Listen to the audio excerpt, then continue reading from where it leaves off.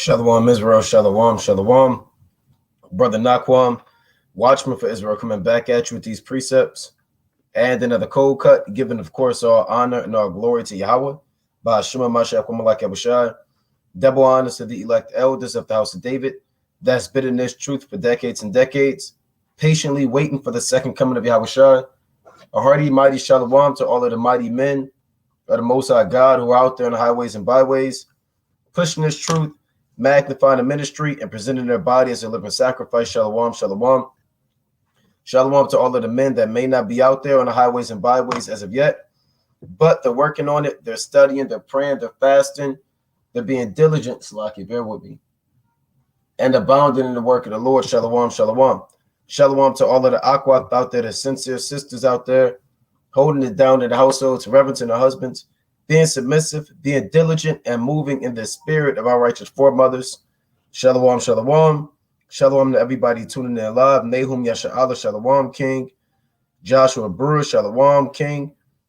Diamond Rivers, Caleb Way T, Kazaya, D-Vash Branch, Philip Love, shalom, and everybody else tuning in and that will tune in, most I willing.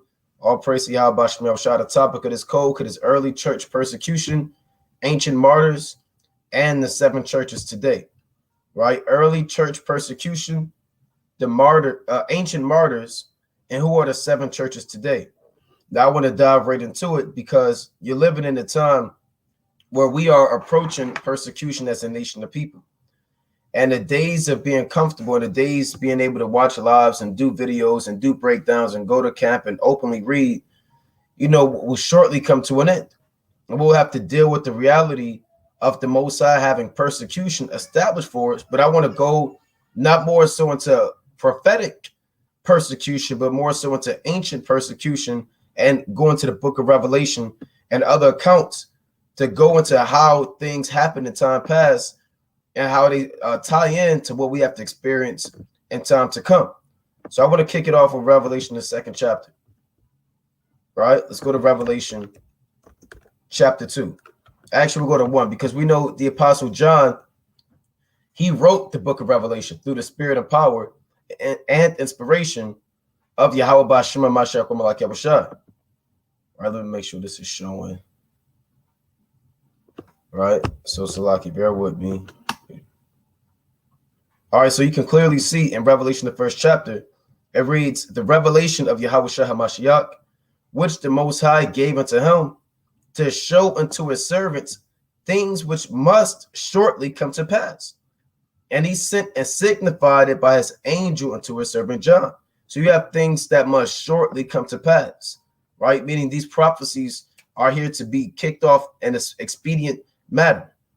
Who bear record of the word of the Most High, and of the testimony of Yahushua HaMashiach, and of all things which he saw, because Yahushua had witnesses to establish and verify and give an account that this man was indeed the Son of God, based off of the works, based off of the ascension, the resurrection, the miracles. It's no question, it's no shadow of doubt that John could testify, man, that this was Yahushua. Verse 3, blessed is he that readeth, and they that hear the words of this prophecy, and keep those things which are written therein, for the time is at hand. And the time is at hand. Right? We know John wrote this some around 95, 96 AD, with scholars, that's the date that most scholars will give. But this is applicable today. The time is at hand, the time of judgment, time of persecution, right? The time of martyrdom is coming. The time of Jacob's trouble is coming. Right, the time of being hated of all nations for this truth's sake, for the truth's sake, and the Most High's name and his son's name's sake, the time is at hand. Verse, I want to jump down. I'm gonna jump down to verse 9. Revelation 1 and 9. I, John, who also am your brother and companion in tribulation, and in the kingdom and patience of Yahushua HaMashiach, who was in the isle that is called Patmos, for the word of the Most High and for the testimony of Yahushua HaMashiach. So John, he said that he was a companion in tribulation. Why? Because during this time period of the seven churches, you can clearly see, which we'll go into, that they were facing massive persecution from the Roman Empire, and John himself wasn't excluded from that. He was a companion in tribulation, meaning the same hell that these churches were catching during that time, it's the same hell that John was catching, right? When you go into this history, you remember John, I believe I had something pulled up, right? John of Patmos, or what scholars call Saint John the Divine or John the Revelator, right? John, he was persecuted and banished to the Isle of Patmos, right? Patmos is, let's see, we get a map right here. Here you have it. Patmos right here, just looking it up on the map.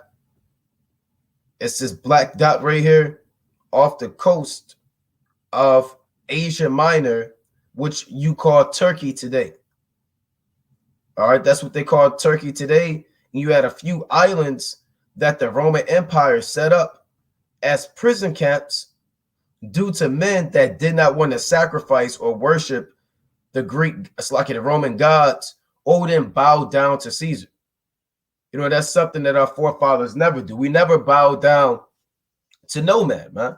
We don't bow down to Caesar, right? We don't bow down to false gods, right? We don't bow down to idols. We're not bowing down to no man. We don't bow down to anybody, but who? Yahweh Bashim Yahushua, man. Right? So John the Revelator, he himself was exiled on the Isle of Patmos as the punishment. And the rest of the apostles, when you go into it from Peter, Matthew, James, the rest of these men, so I can bear with me. Let's get this account. Salakia. Bear with me. Right, the rest of these men were all martyred, man. Peter was crucified. Andrew was crucified. Thomas, he was put to death. He was beat to death. Nathaniel, he was skinned or flayed alive. Right, a lot of our forefathers had horrible, what the world calls rather, a horrible death, man. Right, what the world calls a horrible death. Now let's go on. So here are your 7 churches. Number 1, here's a map key. Your map key right here, or your map legend, gives you each church based off of the number. So number 1, Ephesus. Number 2, Smyrna. 3, Pergamos. 4, Thyatira. 5, Sardis. 6, Philadelphia. 7, Laodicea. And this dot right here at the island of Patmos, where John received the vision. It was prophesied to John that he would be the only apostle, or pretty much be alive and remaining, to receive visions and revelations. Right? I'm going to get straight to the point. This is John chapter 21 and 23. It reads, Peter seeing him. So Peter saw John. That's the him right here. Peter seeing him said to Yahushua, Lord, and what shall this man do? So what is John's lot? What is John going to do? Yahushua just told Peter how he would glorify God in death, meaning he told Peter that he's going to be crucified. So Peter looked at John and knew the intimate, close relationship that they had and said, well, look, if I'm your right-hand man, for lack of better terms, and I'm going to follow you, and I was set up, well, what is John going to do? Yahushua said unto him, if I will that he tarry till I come, what is that to thee? Follow thou me. Then with this saying abroad among the brethren, that disciple should not die. Yet Yahushua said unto him, he shall not die, but if I will that he tarry till I come, what is that to thee? Right? What does that mean, if I tarry till I come? They thought that John would live all the way up until Yahushua's second coming. Right? But that's not what it's talking about. It means they didn't know that John was set up that to receive those revelations. This till I come isn't speaking about Yahushua coming with the chariots. This is when Yahushua would visit him on the Isle of Patmos. And John had to tarry and wait to receive these visions from our Lord. But that had nothing to do with the apostles. He said, don't worry about what this man's lot is. Don't worry about what I told you. I mean, what I told about John. Why don't you just focus on following me? Right? Now, when you go back to Revelation, that's why John is saying this. I, John, who also am your brother and companion in tribulation. Right? Because he was banished to the Isle of Patmos. And banishment was an ancient form of punishment. It was common. They didn't always have a community service or just the death penalty. They will even banish you. And that's a horrible punishment, man. When you go to the book of Ezra, it shows you that ancient kings were banishing people. Napoleon got banished. Other ancient men got banished. It was a common thing. This is the book of Ezra. It's like I want Ezra 7. Bro, and that's you being separated from your woman, your children, all your goods, and you're just shipped off to a distant land with nothing. It's like somebody coming to your house, kidnapping you, and putting you in Australia, man. Just in the middle of nowhere. You know? This is Ezra chapter 7 and verse 26. It reads, "And whosoever will not do the law of thy God and the law of the king, let judgment be executed speedily upon him, whether it be unto death, or to banishment, or to confiscation of goods, or to imprisonment." And these are how ancient kingdoms and modern day kingdoms get down. They can kill you, right? The Romans, they can put you to death and behead you with the sword. They can banish you. They'll confiscate all your goods, like the Assyrian Empire. They confiscated all of the goods of Tobit. When you read Tobit chapter 1 and 9, that's something that can happen to any man. You can have all of your goods, let me get that real quick, right? Forcibly taken away. Somebody can just, and that could be a punishment. You're not sent to prison, you're not killed, but somebody literally takes everything out your house. All your money, all your funds, your ID, your social security, all your furniture, everything. And you're just left with nothing. Your car. And that's a horrible punishment, man. It's like I want to go to Tobit real quick to go into how this how it went down. Right? Tobit chapter 1. And I'm gonna jump down to, let's see, 19. I'm gonna start at 18. "And if the king Sennacherib had slain any when he was come and fled from Judea, I buried them privately, for in his wrath he killed many. But their bodies were not found when they were sought for of the king." So Tobit was committing a capital offense. The king wanted these bodies, he would bury the bodies before the king got them. "And when one of the Ninevites went and complained of me to the king that I buried them and hid myself, understanding that I was sought for to be put to death, I withdrew myself for fear.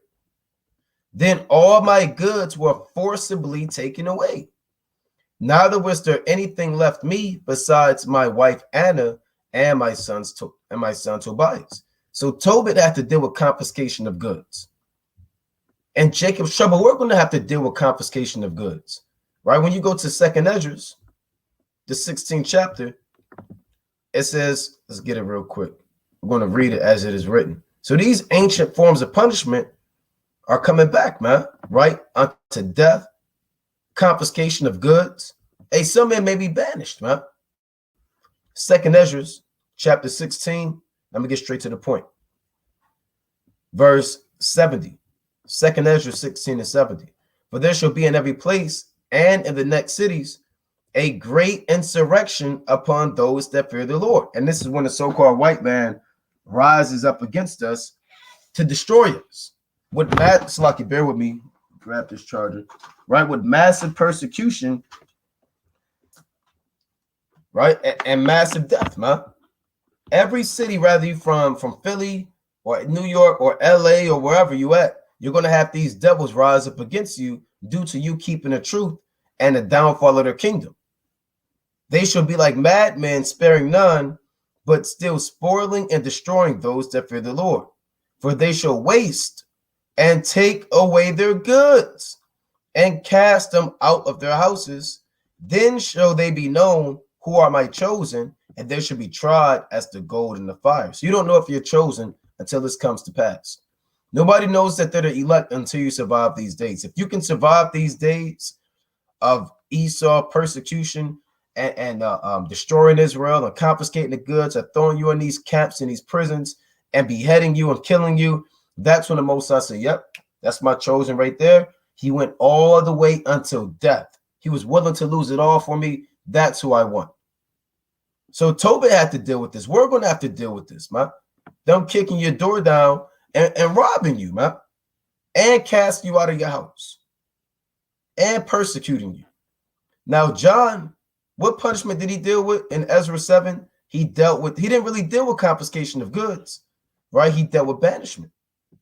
That's why he was exiled to the Isle of Patmos. So he's also known as John of Patmos, right? John of Patmos, also called John the Revelator, John the Divine, John the Theologian, is the name traditionally given to the author of the book of Revelation. The text of Revelation states that John was on Patmos, a Greek island where, according to most biblical historians, he was exiled, or banished as a result of anti-Christian persecution under the Emperor Domitian. So Domitian, he is the one who was ruling at the time when massive persecution was going on, right? And you can really read about Domitian. He's one of those 12 feathers in 2nd Ezra chapter 11 and 12, right? And he was one of the chief devils. Look at this. Domitian, described as a ruthless but efficient autocrat, man. You know, so this man was a devil. I want to see if they actually go into, let's see, religious policy. Let's see. I don't want to go too deep into it.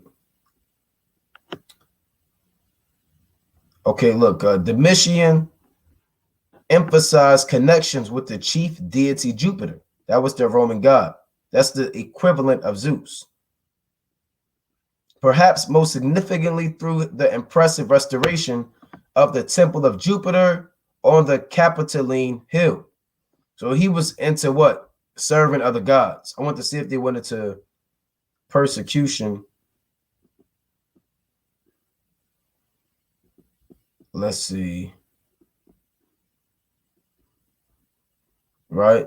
They're not really going into too much persecution, but he was the one during that time. And you had other so-called white men. You had Nero, right, who was often persecuting the saints. Let's go to persecution under Nero. Right? And persecution is something that our forefathers have always dealt with. There's always a great time period of persecution throughout our history. And since, you know, we've been in Babylon the Great, we have yet to experience it, man. But our forefathers knew about it. They knew about it during the time of Nero. They knew about it during the time of Diocletian. They knew about it during the time of Esther. They knew about it in ancient times, but we have yet to experience it, man. So we're not too familiar with being pilgrims on the earth. Our forefathers went through that, man. We're not familiar with confiscation of goods. We're comfortable. We think we can just sit down and watch the videos all day and go to camp and read, or stay at home and just keep the Sabbath and nothing will ever happen. Things are going to turn up how they turned up in time past. I remember the Most High said he requires that which is past in Ecclesiastes chapter 3 and 15. Right? And reality is going to have to set in, man. Sooner or later, Israel is going to have to wake up and understand that things aren't going to be as comfortable and as easy as what they are now. Ecclesiastes chapter 3 and 15, that which hath been is now, and that which is to be hath already been, and the Most High requireth. Right? When you require something, you demand it. The Most High requireth that which is past. So things that have happened in time past, it is a requirement for these things to happen again.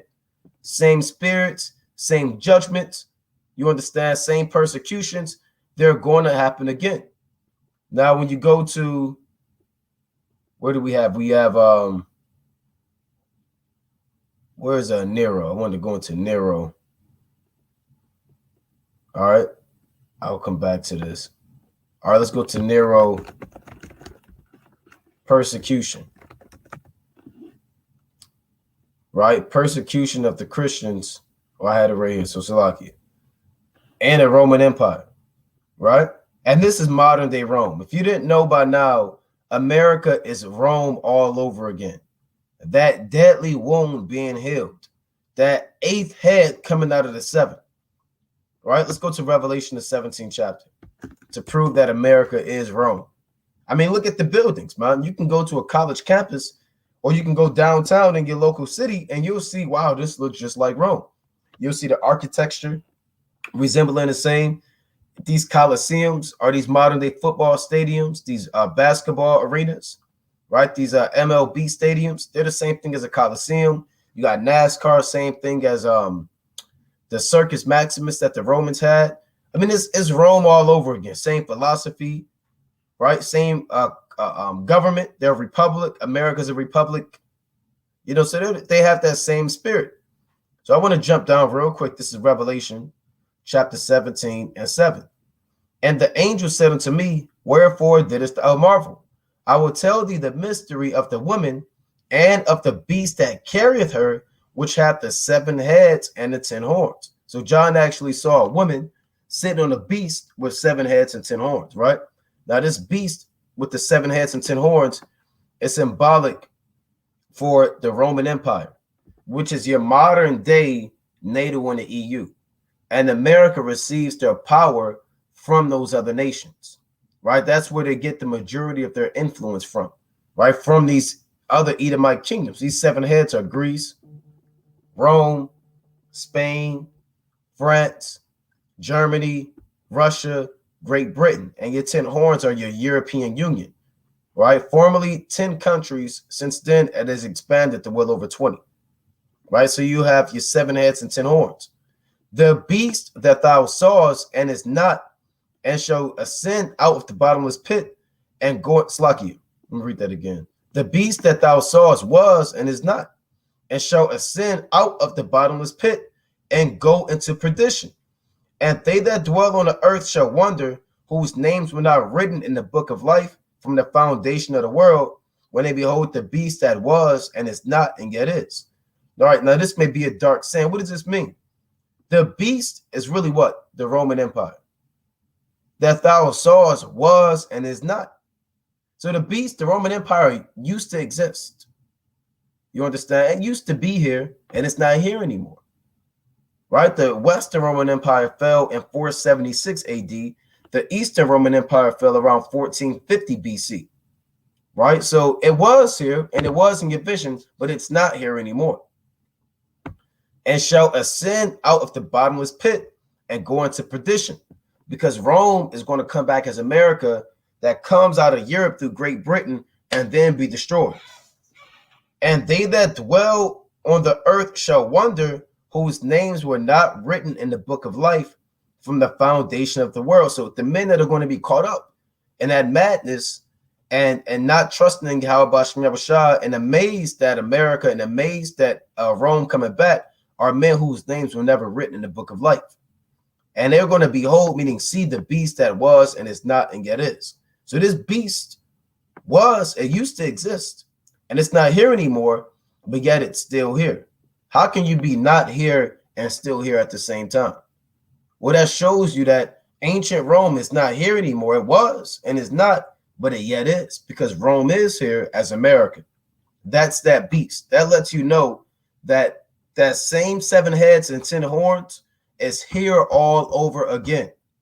That same Roman Empire. You can look up the geography of the ancient Roman Empire and clearly see how it resembles your modern day NATO and the EU. And we've done lessons on that. I don't want to turn this to a lesson on the Roman Empire, but nevertheless, that's history and geography that proves the point that America and NATO and the EU are just Rome all over again, right? It reads, and here is the mind which hath wisdom. The 7 heads are 7 mountains on which the woman sitteth, right? So the woman is what? Babylon the Great, that great whore.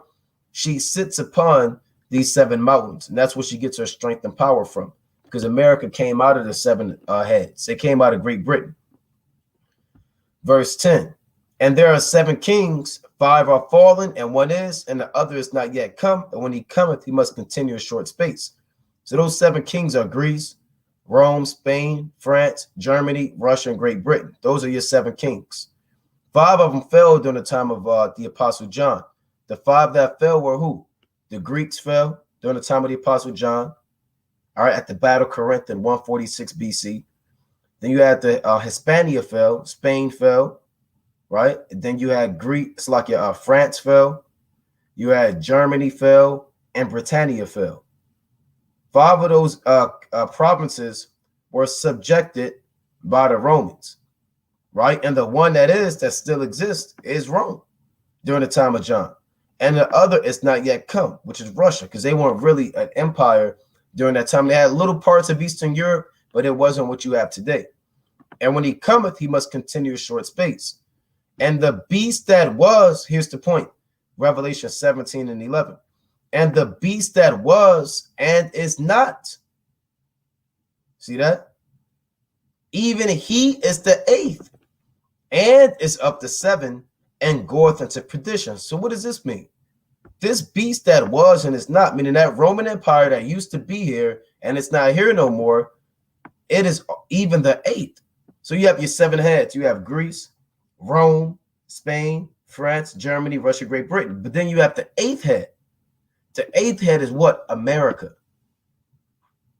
Right? America is really that 8th head, which shows you that Rome is coming back as the America, with Babylon the Great. They're the 8th head, and that 8th head came up to 7. Because how did America exist? Well, it came out of what? Great Britain. So it came out of those 7 heads, and it's going to go into perdition.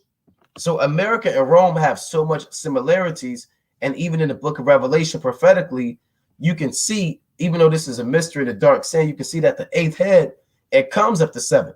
And that same beast is the 8th, man. I hope brothers understand these prophecies, man. So Revelation, the 17th chapter, you know, you got to go deep into history, but we've covered it. I'm sure you can go on the Coldcrest channel, more than likely, and if not, you'll see Revelation chapter 17 breakdowns. And if not, we'll have to do an in-depth breakdown on it, right?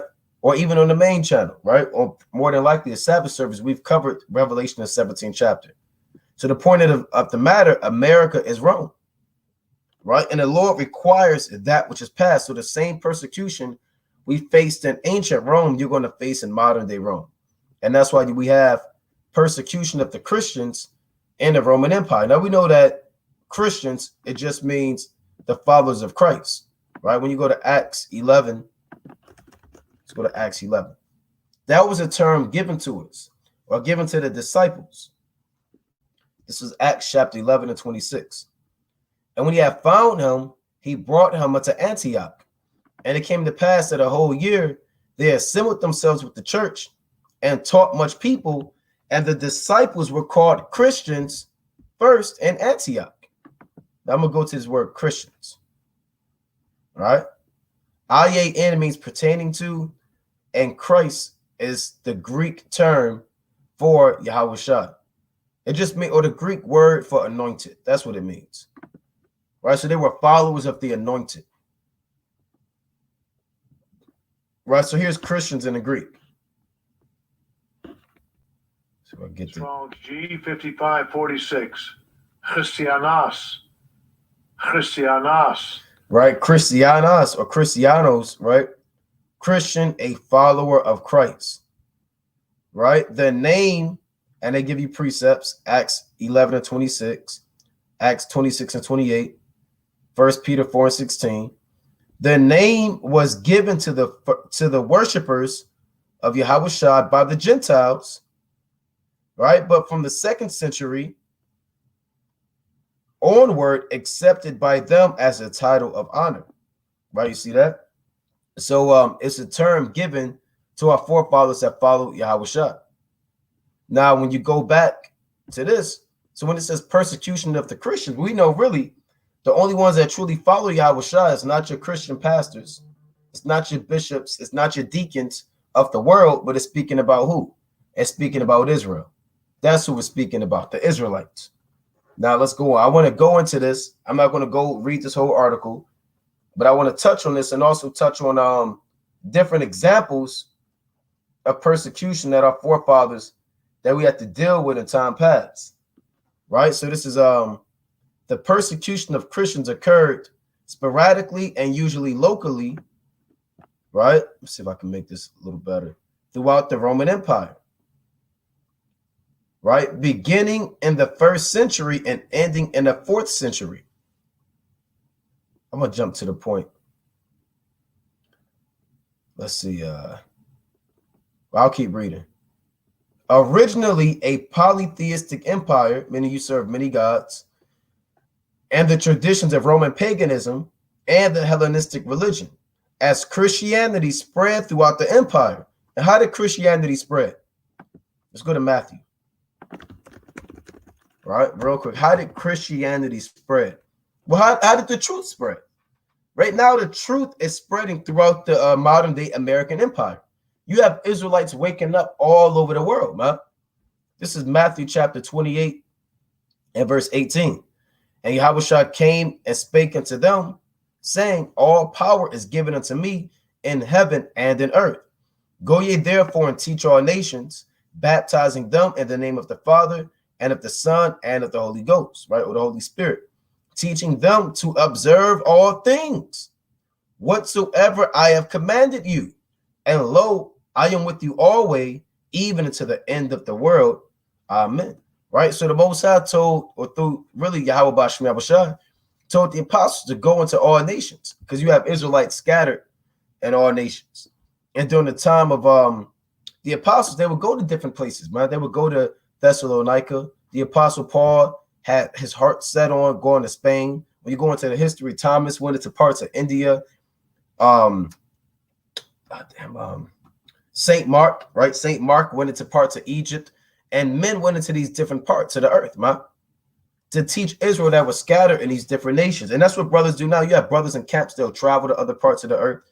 Brothers, they'll travel, they'll get on a plane. Brothers go to other states, and they'll travel and wake up Israel.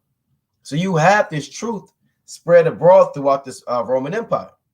So when you go back to this, that's not a good deal for the so-called white man, right? So it says, as Christianity spread through the empire, it came into ideological conflict with the imperial cult of ancient Rome. Pagan practices such as making sacrifices to the deified emperors or other gods were abhorrent to Christians, as their belief prohibited idolatry. So they wanted us to offer unto Zeus or Jupiter, sacrifice unto Mars, bow down to Diocletian, bow down and kiss the feet of damn Caesar. We're not doing that, man. And guess what? These days are coming back on the earth. When you go to 2nd Ezra, the 16th chapter, what did the Most High say? Right? 2nd Ezra, let's see, chapter 16 and 68, right? Same thing about being forced to bow down to these idols and serve these gods. 2nd Ezra 16 and 68. For behold, the burning wrath of a great multitude is kindled over you, and they shall take away certain of you and feed you, being idle what things offered unto idols. This is going to happen. Don't just read 2nd Maccabees, the 6th chapter, and 2nd Maccabees, the 7th chapter, and that's the end all be all. Right? Brothers, read that where it says, and let this now be enough. Let me get that real quick. Concerning extreme tortures and idolatrous feast. Yeah, that's for that time. That when you read that account, I'm gonna actually get it. Right? In 2nd Maccabees, because the scribe actually wrote that. Right? He said, let this now be enough. Meaning, I don't want to, and there was more to say, but the Most High didn't want Israel to see all that. Because if Israel saw every detail of what we went through, it might break your faith. You know, it might break your faith and you might not believe. You might not want to serve the Most High. You know, so the Most High had to kind of limit that information on what he was giving us. Right? 2nd Maccabees chapter 6. And I'm going to start at, let's see where I want to start. Really want to start at 13. Let's see. 2nd Maccabees 6 and 12. I'm going to read 12, then go to the 7th chapter. Right? 2nd Maccabees 6 and 12. Now I beseech those that read this book, that they be not discouraged of these calamities, but that they judge those punishments not for our destruction, but for a chastening of our nation, So when you read Maccabees, you're going to read about persecution and different tortures that we had to deal with, right? And it's not to scare you or put fear in you. Just understand it's our punishment for our transgression and the chastening of our nation. Now I'm going to jump down to 2 Maccabees 7. Right, this is 2 Maccabees chapter 7 and verse 42. Let this be enough now to have spoken concerning the idolatrous feast and extreme tortures, right? Because the Lord gave you gruesome, tear shedding, emotional accounts of 8 individuals that died between 2 Maccabees 6 and 2 Maccabees 7. Chief men, right? Other men, but chiefly I'm speaking of Eleazar, the priest, and I'm speaking of the mother and her 7 sons. But you had other men that you read about that faced persecution, but you read about their tortures. I'm not going to read all the 2 Maccabees 7 about that idolatrous feast. Men having their scalp peeled back, being fried alive in pans, human-sized frying pans, and a so-called white man's frying them. Sick. Evil, man. Cutting off arms, plucking off the hair of the head.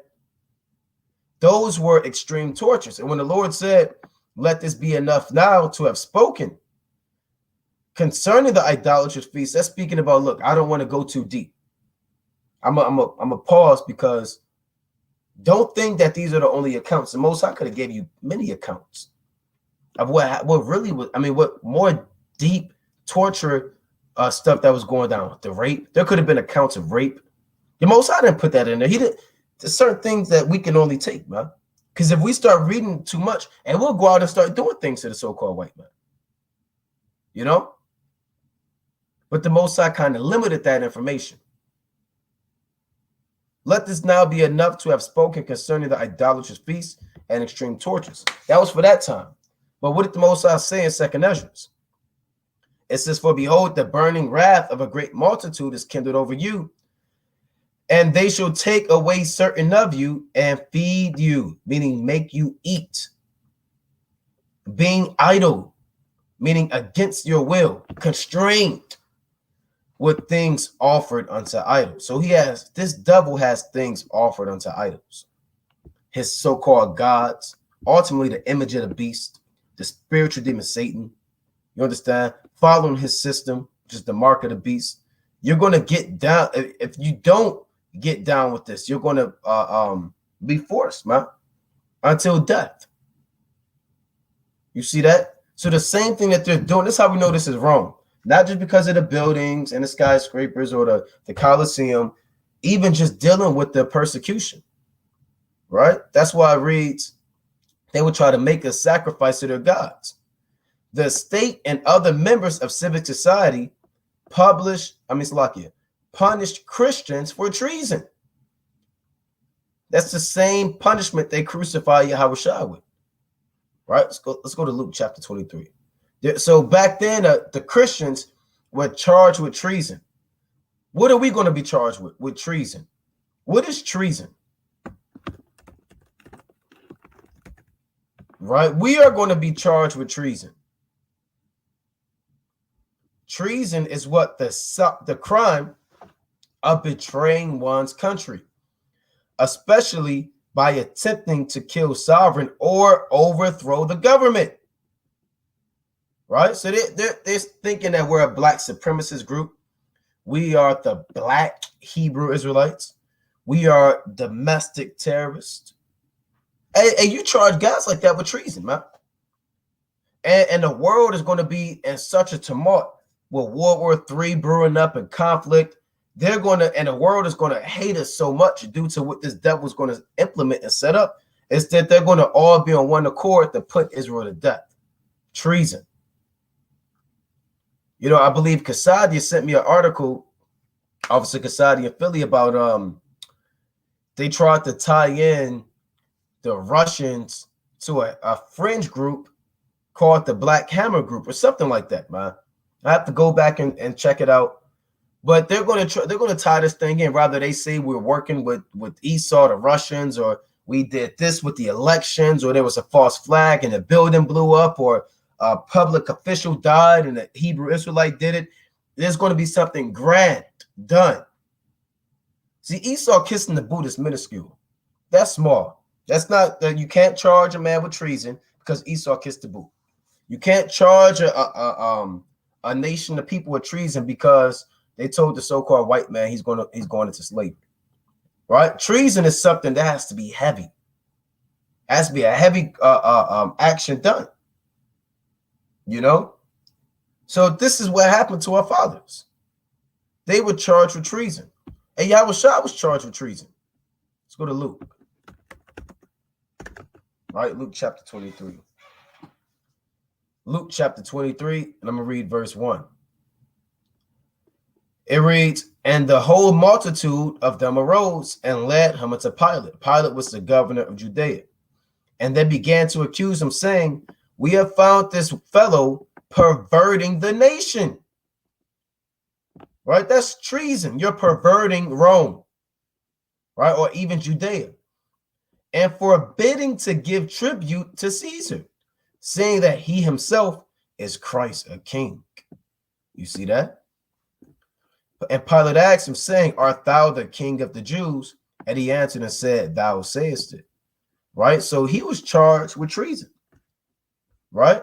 That's why when you jump down, this is Luke chapter 23 and verse 38. It reads, and a superscription also was written over him in letters of Greek and Latin and Hebrew. This is the King of the Jews. So really, when the Romans crucified somebody, it would have your punishment on top of the cross. So if you were a thief, it would say this man was a thief.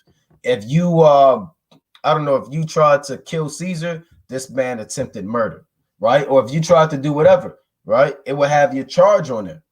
Now, for Yahushua, it would say, this is the King of the Jews. And really, when you read the other accounts, the wicked Israelite said, look, say not that he is the King of the Jews, but that he said he was the King of the Jews. And Pilate said, what I have written, because they knew that Yahushua was the King of the Jews. But essentially, that's treason right there. This is a penalty of treason, because there was no king but Caesar. You know, when you go to John the 19th chapter, wicked Israel said that. Right? Wicked Israel said that. This is John chapter 19 and verse 12. And from thenceforth Pilate sought to release him. But the Jews cried out, saying, if thou let this man go, thou art not Caesar's friend.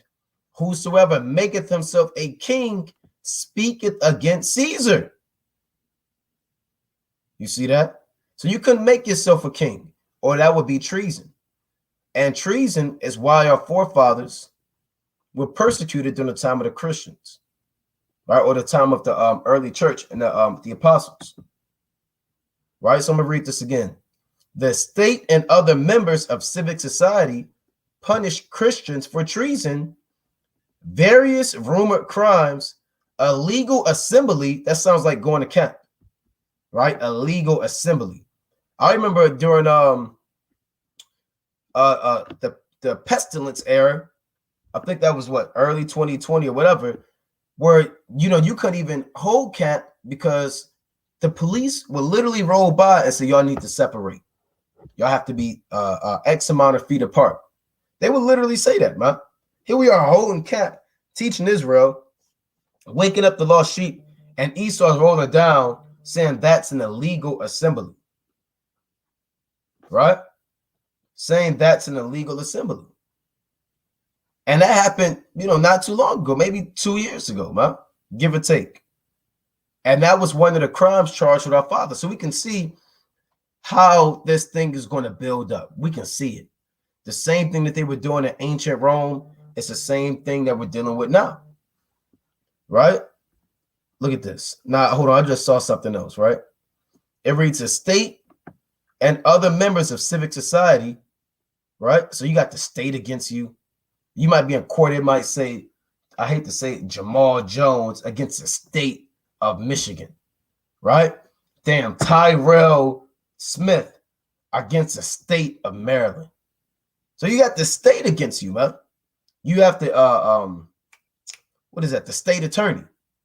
So the state is going to be against you. And that's today. They were doing that in ancient Rome. So you had the state and other members of civic society. So those are your higher ups. Punished Christians for treason, right? Other members of civic society are what, like your police, right? Your sheriffs, your SWAT team, your different departments, right? Those are your different things. It reads, various rumored crimes, meaning hearsay. They might have said that we attacked Edomites out there. Those are rumored crimes, meaning you can't confirm it, but it's a lot of people saying it. Yeah, they're making Esau out there kiss the boot. They said that they're going to destroy America in World War III. These are rumored crimes. And this is what they did back then in Rome, where we can see the resemblance. A legal assembly, right? And for introducing an alien cult. Hold on, now this is persecution during the Roman Empire. This doesn't say America. It does not say the United States of America. This is persecution under the Roman Empire. And one of the main things is they introduced an alien cult. Let me see this. Let me look this up. Hebrew Israelites cult. Right? This, they call us a cult. An extreme sect. Hebrew Israelism. Black Hebrew Israelites. So they called, look at this, a cult, a small religious cult known as the original African Hebrew Israelites, right? So, you know, this is something that we don't, you know, we see plain. We see it plain upon tables, right? A fringe group. What is a fringe group? Right, for brothers that may not know. Right, fringe group. It says a group that is on the periphery of a larger organization because views are more extreme than a majority. Right, so you can clearly see that. Right, it reads an alien cult. Even when you go to Acts 24. Let's go to Acts, right? Actually, let's go to the Bible Hub. I'm going to bring this out. Right, let's go to Acts chapter 24.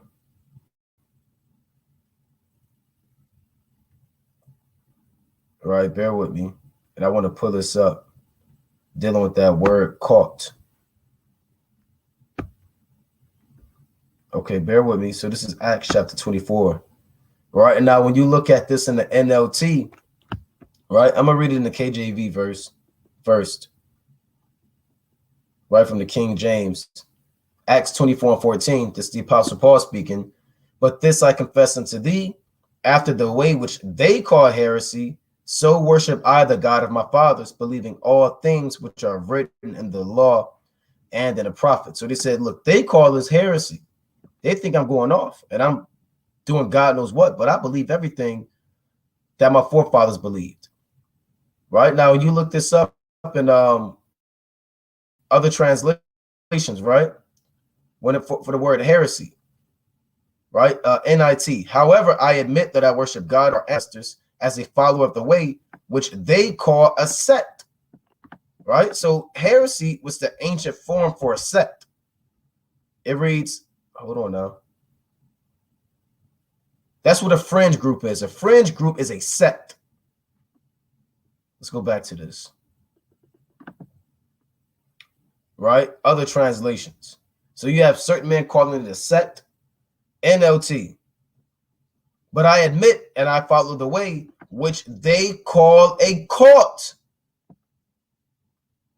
I worship the God of our ancestors, and I firmly believe the Jewish law and everything written in the prophets. So all throughout the other translations, it's called a sect, or a cult. See that? A sect. A sect. What else we got? Right? Usually it's called a sect or a cult. So you can't get around that. Right? Now, even when you go into this in the blue letter, let's go to Acts 24 and 14 in the blue letter. Right? Acts chapter 24 at 14.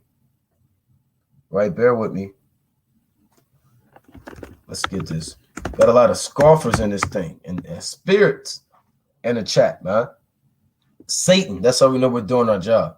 Through the spirit and power of Yahweh Shem Yahushua. The Lord said the gates of hell shall not prevail against it. Right? So this is and we believe that. Right? So I want to go into this word real quick. So what they call heresy. We'll see what this word is in the Greek. Okay, heresy. They don't really go too deep into it. Okay, a body of men following their own tenets, a sect or a party, right? Which is really a cult, you know, and that ultimately goes back to the persecution. Because during the time of ancient Rome, our forefathers were persecuted for introducing an alien cult. And how was that an alien cult? We're serving the Most High through his son Yahushua that led to Roman apostasy. The first localized Neronian persecution occurred under Emperor Nero from 54 to 68 AD. So that's the first persecution brothers should want to know about. The Neronian persecution. What chief men were killed and martyred during the Neronian persecution? The Apostle Peter and the Apostle Paul. All right? The Apostle Peter and the Apostle Paul and the rest of the apostles were persecuted and killed during the Neronian persecution, right? From 54 AD to 68 AD. Now, I want to go to 2 Timothy chapter 4. And they were tortured, man. I mean, Nero was the devil, man. Or is the devil. And he was throwing our forefathers into coliseums to fight against lions, bears. He would take our bodies. So we're going to go into it. Let's see how much time I got. All right, I'm making good time through the Spirit, Lord willing. Right, so I may have time to go into it. He was taking the bodies and he would wrap them up in tar and wrap them up in this burning material, and he would use them as human torches to light the streets of Rome. That's how sick and demonic this devil was. And you can read about Nero in the Bible, right? This is 2 Timothy chapter 4 and 22, right? It reads, the Lord Yahushua HaMashiach be with thy spirit. Grace be with you. Amen. Now here's the footnote, right? If you have a 1611 KJV Bible, and some other Bibles still have this footnote underneath 2 Timothy chapter 4 and 22. Right? So it reads, the Lord Yahushua HaMashiach be with thy spirit, grace be with you, amen. The second epistle unto Timotheus, ordained the first bishop of the church of the Ephesians, was written from Rome when Paul was brought before Nero the second time. So Paul was brought before Nero. And that's why he knew that his time was short. That's why he said in 2 Timothy chapter 4 and 6, he said, for I am now ready to be offered. Meaning, look, I know I'm about to be put to death by Nero. Offered as a sacrifice. I'm going to be a sacrifice to Yahweh Shem Yahushua. I'm going to be a drink offering, and my blood is going to be poured out to the Most High. I am acceptable without spot and without blemish.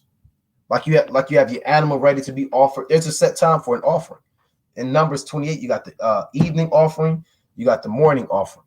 Right? You have different times for the Day of Atonement offerings. And Leviticus 16, you have a set time for every offering. And there's a set time for particular saints to be offered. Right? For I am now ready to be offered, and the time of my departure is at hand. And I have to depart this world, this earthly terrestrial realm, and it's time for me to go back to the spirit world. I have fought a good fight. I have finished my course. I have kept the faith. Henceforth, there is laid up for me a crown of righteousness, which the Lord, the righteous judge, shall give me at that day, and not to me only, but unto them also that love his appearing. You see that? So the Apostle Paul is ready to be offered up before Nero. Let's go into this real quick. I'm gonna have to go back to the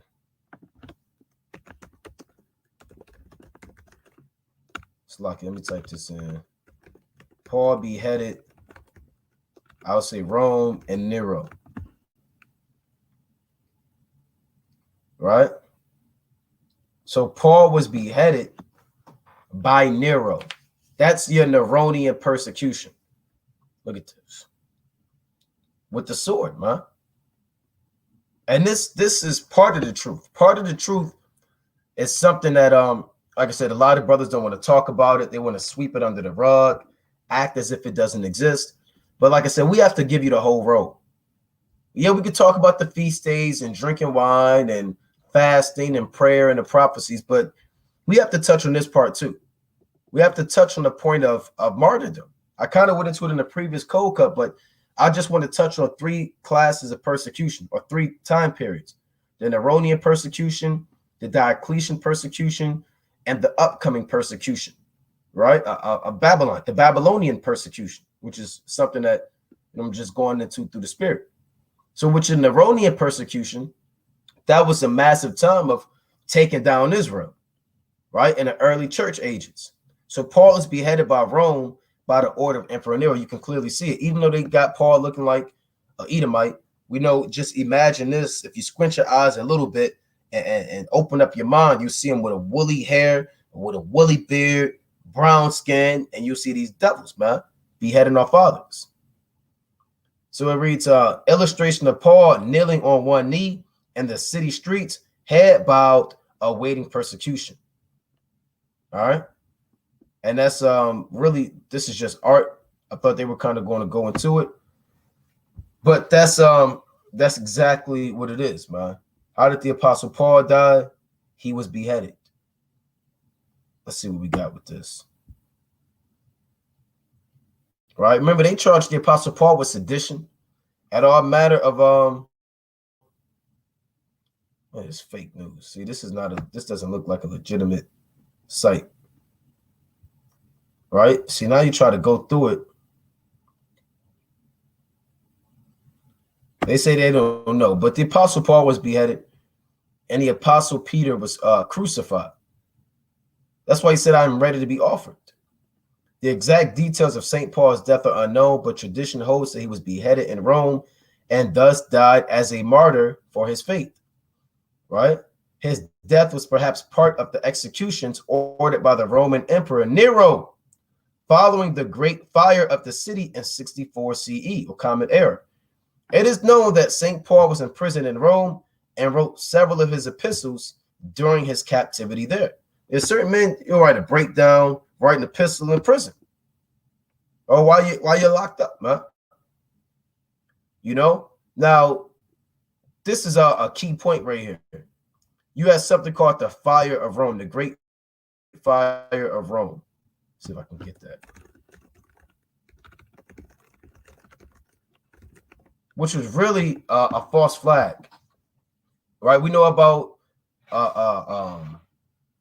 what happened in 2001 with a false flag, and now this was a major false flag, and that false flag, when those towers fell, I got to be careful my word choice because I don't even know what they would, they'll call that misinformation. But if you understand what I'm saying, 2 buildings fell, in the year 2001. Right? By vehicles that flew in the sky. If you understand, you understand. Now, that was a false flag, right? That was a major false flag. And what a false flag does is a false flag paves the way for 2 things. It galvanizes the citizens of that country to all agree on a common enemy, right? And not only does it galvanize the public and the citizens of that country to hone in on a common enemy, also at the same time, it provides an opportunity of deception for the leaders of that society to really target who they want to target. or to enforce the agenda that they want to enforce, right? You know that when those buildings fell, all of the people of America became die-hard patriots. More American flags were hung up on on cars, right? More American flags were hung up on the window. The sales of memorabilia for America skyrocketed during that time, and everybody was honed in on Al Qaeda and the Taliban as they were the common enemy, and galvanized everybody. And everybody looked at, to this day, man, people still look at the Ishmaelites like, at the airport or, somewhere as if they're going to blow something up, which they may or may not, right? He's a wild man. But you understand the psychological effects it has on the sheep. And I'm not speaking about the Israelites. I'm speaking about the cattle. These Babylonians, the sheeple is what they call them, who just follow anything. And also, it really, those elites, they really went into that for what? They said it was weapons of mass destruction, but we know it was guns, oils, and drugs, heroin, little children, and all types of madness. Now, Nero did the same thing. Hitler did the same thing. False flags are something that happened all the time. So he set fire in Rome and blamed it on Israelites. He destroyed a great portion of Rome and said that Israelites did it. And everybody said, yeah, I hate the Israelites. I keep hearing about this Christ. I keep hearing about Paul. Who is this guy, Paul? He's a ringleader. Like it's here in Acts 24. A ringleader of the sect of the Nazarenes. Keep hearing about this apostle Paul. Right? Let's get rid of them. And that's why Yahushua said, man. All right, let's go to Matthew chapter 24. Right? He said you'll be hated of all nations, man.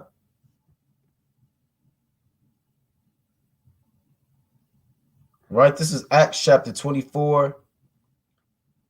And I'm going to read verse. It's lucky.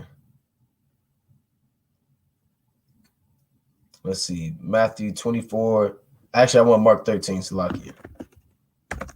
Could have went to Matthew 10, but I want Mark. St. Mark, the 13th chapter. St. Mark chapter 13 and 13. And ye shall be hated of all men for my name's sake. But he that shall endure to the end, the same shall be saved. So we're going to be hated of all men and hated of all nations. During the time of the apostles, you had the great fire of Rome. The great fire of Rome was the pinnacle and a breaking point to persecute the Israelites. Right? So the great fire of Rome, Latin Incendium Magnum Romae, right, was an urban fire that occurred in July of 64 AD. The fire began, and really before this great fire, you had a lot of beef between the Israelites, what they call the Christians, and those Romans out there. We were causing hell, man.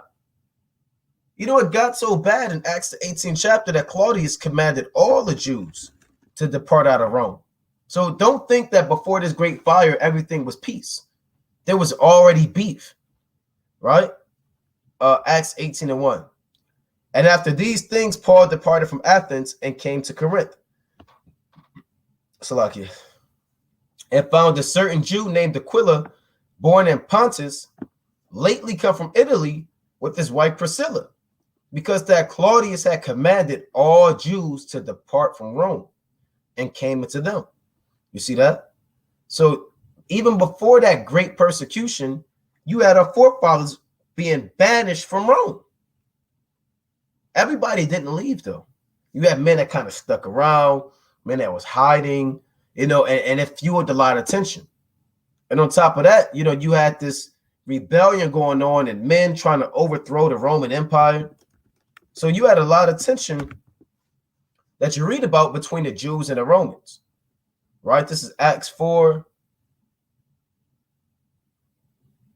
Actually, I want Acts 5 and 36, right? Just to show you that underlying history between the Jews and the Romans. I believe this is what I want. Let's go to Acts 5 and 36, right? I'm still at 35. Here's Gamaliel speaking to the Pharisees and Sadducees and the scribes and the elders, right? As they put the apostles on trial. Here's what he said. Acts 5 and 35. and said unto them, Ye men of Israel, take heed yourselves what ye do, what ye intend to do as touching these men. For before these days rose up Theudas, boasting himself to be somebody, to whom a number of men, about 400, joined themselves, who were slain, and all as many as obeyed him were scattered and brought to naught. So you had men that rebelled against the Roman Empire. Had about 400 men that said, we're going to take down Rome. Zealots. Verse 37. After this rose up Judas of Galilee in the days of taxing, and drew away much people after him. He also perished, and all, even as many as obeyed him, were dispersed.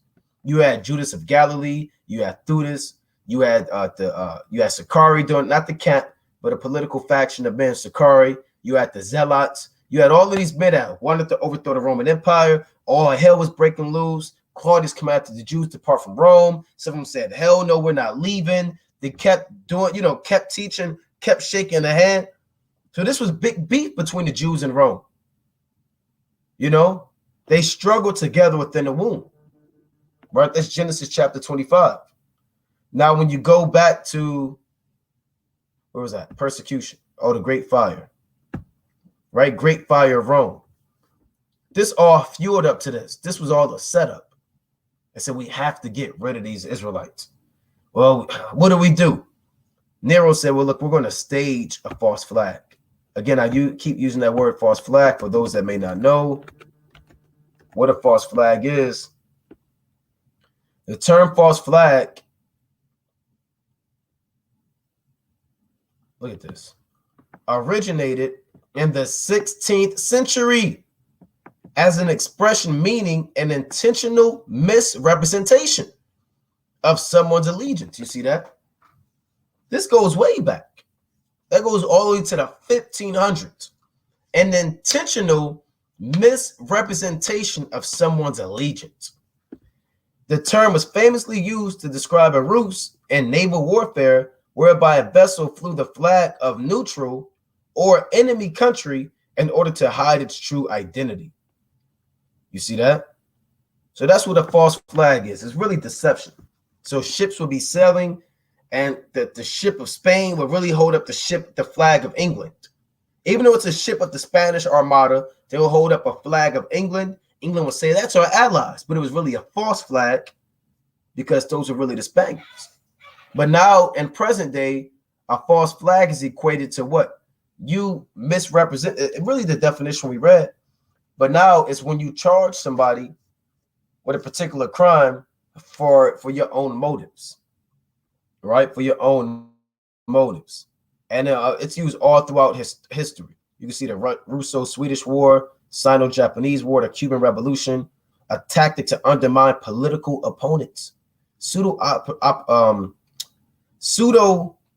operations, espionage, political campaigning, right? And I'm not going to read this whole thing, but, brothers, you know what a false flag is, right? You know what it is.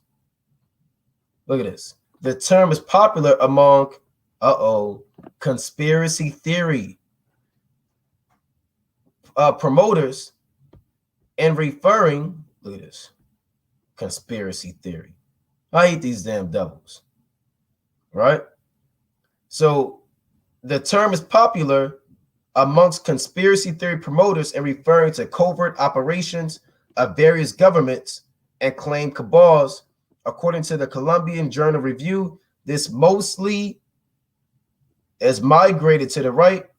However, because some historical false flag incidents occurred, you can read this on your own, historians should not fully see the usage of the term to conspiracy theorists, right?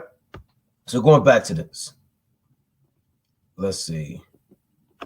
So the Great Fire of Rome was an urban fire that occurred in 64 AD.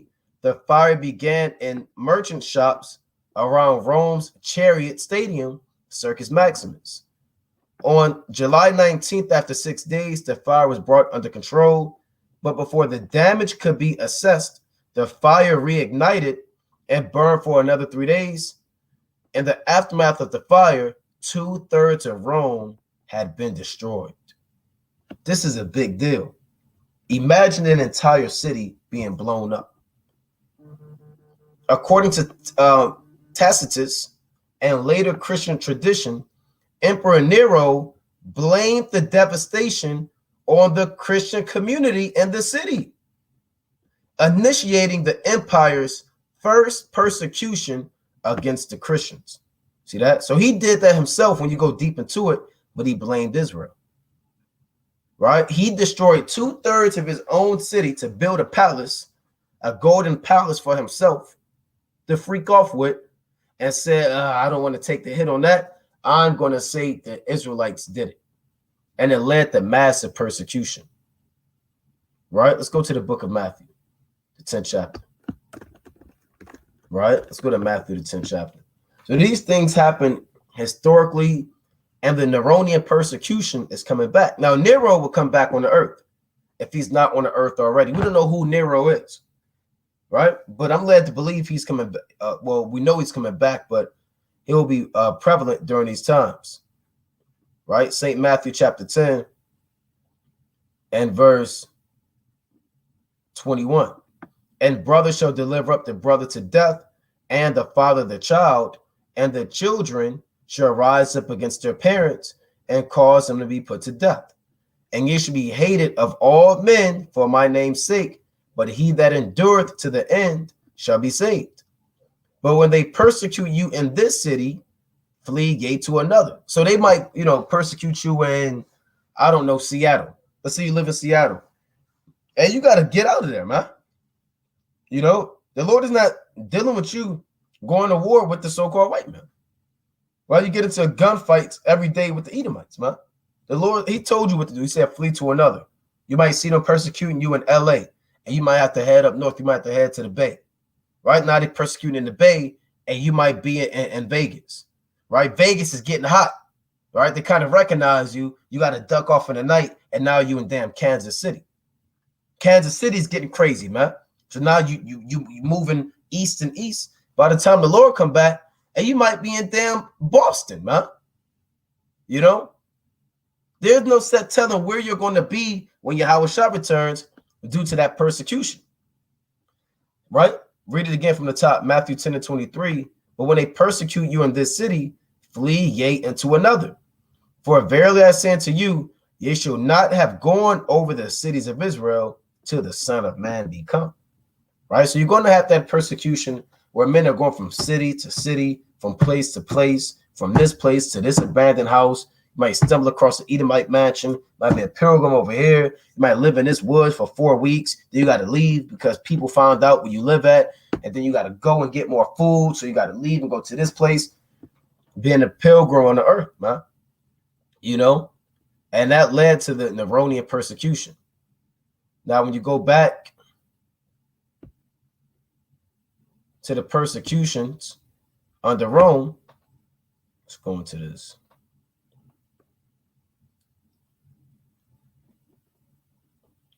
Okay, Neronian persecution. So when brothers are going into that history, you can pinpoint that. You got the Neronian persecution, the Diocletian persecution. Those are two. You have more persecutions all throughout the Bible in Israel, right? You have the time of Antiochus Epiphanes the fourth, and the Abomination of Desolation, right? You have the Neronian, the Diocletian. You have other persecutions, but these are your main ones I want to touch on today. Right? According to Tacitus and later tradition, Nero blamed Christians for the Great Fire of Rome, which destroyed portions of the city, economically devastated the Roman population. Anthony Barrett has written that major archaeological endeavors have recently produced new evidence for the fire, but can't show who started it.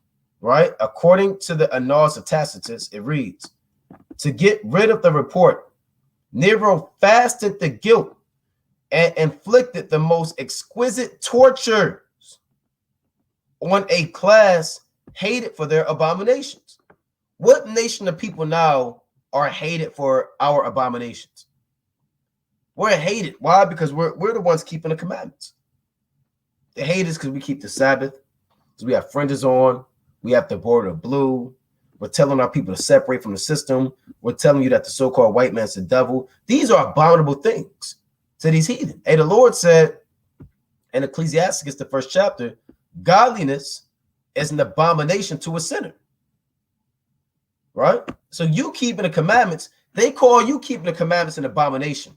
And we call their wickedness an abomination. But something's got to give. Who's right, man? Right? This shows you two manner of people. Here we are keeping the commandments, praying and fasting, calling upon our God. The so-called white man says that's an abomination. Here you are eating food with blood in it, raping little children, and being a pedophile and a sodomite. That's an abomination. Two nations struggling within the womb. Two manner of people. Ecclesiasticus chapter 1 and 25, right? The parables of knowledge are in the treasures of wisdom, but godliness is an abomination to a sinner. See that? Godliness, you keeping the laws and the commandments through faith in Hamashiach Yahushua, is an abomination to a sinner. Hey, even when you go to in Genesis, I just thought of this through the Spirit. I'm gonna just type it in for sake of time, right? Our forefathers said that not only is every shepherd to an abomination, but when you read Exodus, they said us serving the Most High would be an abomination to the Egyptians. And I'm going to get both accounts, right? Genesis chapter 43 and 32. And they said on for himself, and for them by themselves, and for the Egyptians which did eat with him by themselves, because the Egyptians might not eat bread with the Hebrews, for that is abomination unto the Egyptians. So that shows you the conflict. And even this applies to today, because the so-called white man is the modern day Egyptian too. He's the Roman, he's the Greek, he's the Egyptian, and us eating with them is an abomination. That's why you have whites only, colored only, Jim Crow law. Whites eat your food up front, the blacks and the colored eat your food out in the back. The Egyptians 4,000 years ago had the same mentality. Right? Let's see. Here's what I want to. Genesis 46 and 34. Here's what I really wanted. And Exodus 8. That ye say, thy servant's trade hath been Joseph. Slacky. This is what Joseph told his brothers. Right? That ye shall say the servant's trade hath been about cattle from our youth even until now. Both we and also our fathers. They may dwell in the land of Goshen. For every shepherd is an abomination unto the Egyptians. And we're shepherds, even though that's physical, right? But we are spiritual shepherds. We're spiritually guiding our people. We're spiritually rebuking the nations. We're spiritually leading our people back to the Most High God. That's an abomination to the Egyptians, which is the modern day Americans, right? One more, Exodus 8 and 26. And Moses said, and I'm going to get the context on this one. Right? Exodus 8 and 25. And Pharaoh called for Moses and for Aaron and said, go ye, sacrifice to your God in the land. So Pharaoh said, I don't want you to leave Egypt. Yeah, the Most High told you to hold a feast in the wilderness and leave, but no, don't leave. I'll let you serve your God and I'll let you do your sacrifices in the land of Egypt.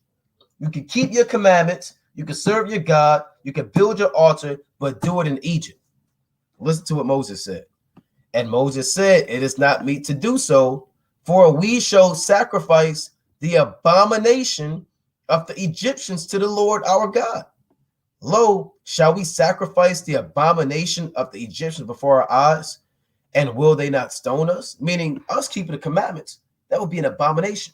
When we put lamb on the altar, that's an abomination to the Egyptians.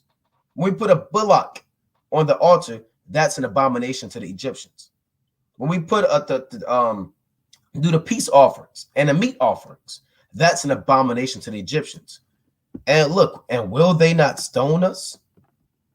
And that shows you what's going on in America too, man. Us keeping the commandments in America, and they'll kill you, man. That's an abomination because we have an altar in Egypt right now. Read the book of Isaiah chapter 19. Is it a physical altar? No, it's a spiritual altar where we're doing the priestly sacrifices of Yahweh Yahushua, right? And they're going to seek to stone us, the Egyptians, and the Romans too. because we were keeping the commandments, and it was an abomination to the Romans. Let's go back to that. Where are we at? Right? To get rid of the report, Nero fasted the guilt and inflicted the most exquisite tortures on a class hated for their abominations. You see that? So they tortured us, and we were hated for keeping the commandments. That's what that means. Called Christians by the populace.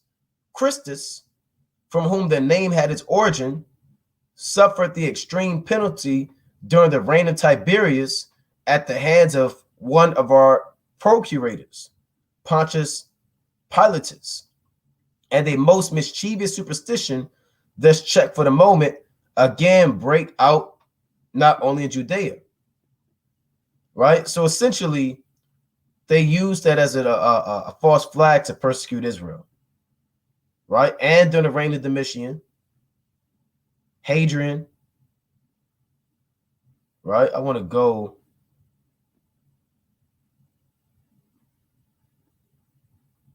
See, they don't really want to go into it. Nero,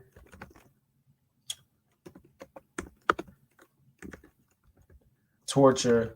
I'll type in tortures, right? Just see what we can get. Right? See that? The Roman candle. And that's what Nero did, man. He has something called, I believe that is what it's called, the Roman candle. Right? Bear with me.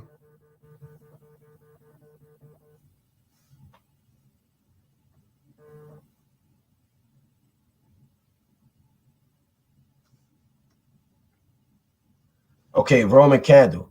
Was it used to burn Christians alive? Some historians have recently casting doubt on the narrative of recent persecution. I mean, this is really what's going on. You can see these are supposed to be Israelites, but you see they look like Santa Claus, an old white woman, right? And then you got Jake, right? But this is madness. So hold on, Salaki, bear with me. So you can see right here, they were literally wrapped up in a particular type of material, and they were burned alive. And you can see everybody watching. They were literally burned alive. That's what a Roman candle truly is. And as they were burned alive, screaming in pain, and it would burn long, because the material they wrapped it in, it didn't burn in 5 minutes. It burned long, right? So what they would do is when it began to be nighttime, they wouldn't put that fire out. They would keep it burning so the people can see at night, right? They wanted those people, those Romans, to see at night, and they would actually burn Jake, man, you know, and do these things, right? It reads, covered with the skins of beasts, the Christians were torn by dogs and perished, or were nailed to crosses, or were doomed to the flames and burnt to serve as nightly illumination when daylight had expired. And that's something that everybody knows about. Torn by dogs, nailed to crosses. They forgot to include fed by lions, or fed to lions in the Colosseum, fed to tigers, fed to bears. You know? Let's see if we can get this.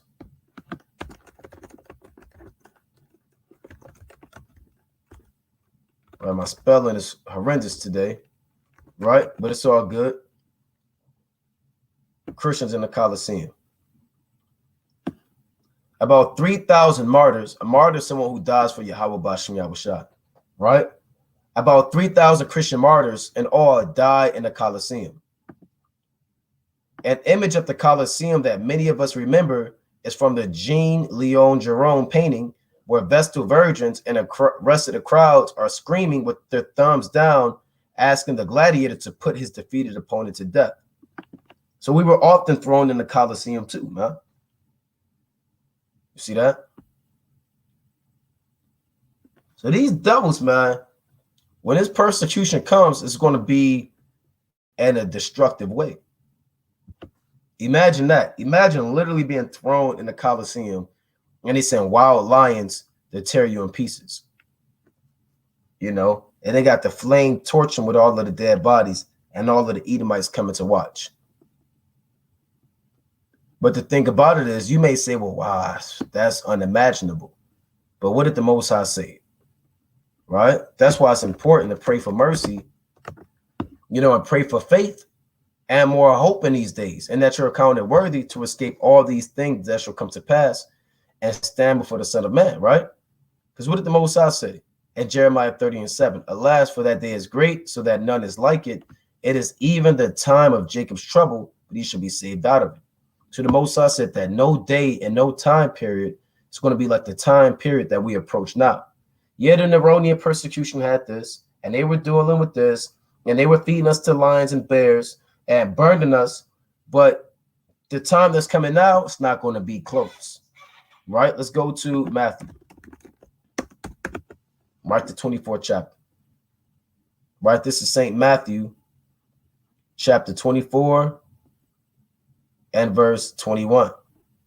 For then shall be great tribulation, such as was not since the beginning of the world to this time, no, nor ever shall be. So we speak about 70 AD, the transatlantic slave trade, then the time of Antiochus Epiphanes IV, and the abomination of desolation, right? The time of Nero, right? All of these different persecutions aren't going to be able to be compared to the persecution that draws nigh on the earth. And except those days should be shortened, there shall no flesh be saved. But for the elect's sake, those days should be shortened. Meaning what? What does this mean? It means the Most High has to cut the time short, because if he let it continue, everybody would perish. Now, when you go back to this, let's see where we at. Right, that's us in the Colosseum, us being dragged out to the Colosseum, one by one, awaiting your death. Men being burnt with fire. Now they got them as Edomites. We know just they're not Edomites. But yet people say the so-called white man can make it. Yet the Edomites, they can make it. And the Most High is coming to save Esau, and they're going to get beamed up in a chariot, and they're going to denounce their fathers, and they're going to acknowledge their transgressions, and they're going to put their fringes on, grow their beard out, and say, "Call." They're not going to do that, man. And that's why the Most High said they have to be exterminated off the face of the earth, pursuant to Obadiah 1 and verse 18. Right? So you can clearly see the imagery of what went down, man. Now, another persecution that I want to touch on, historically speaking, let's see, I want to touch on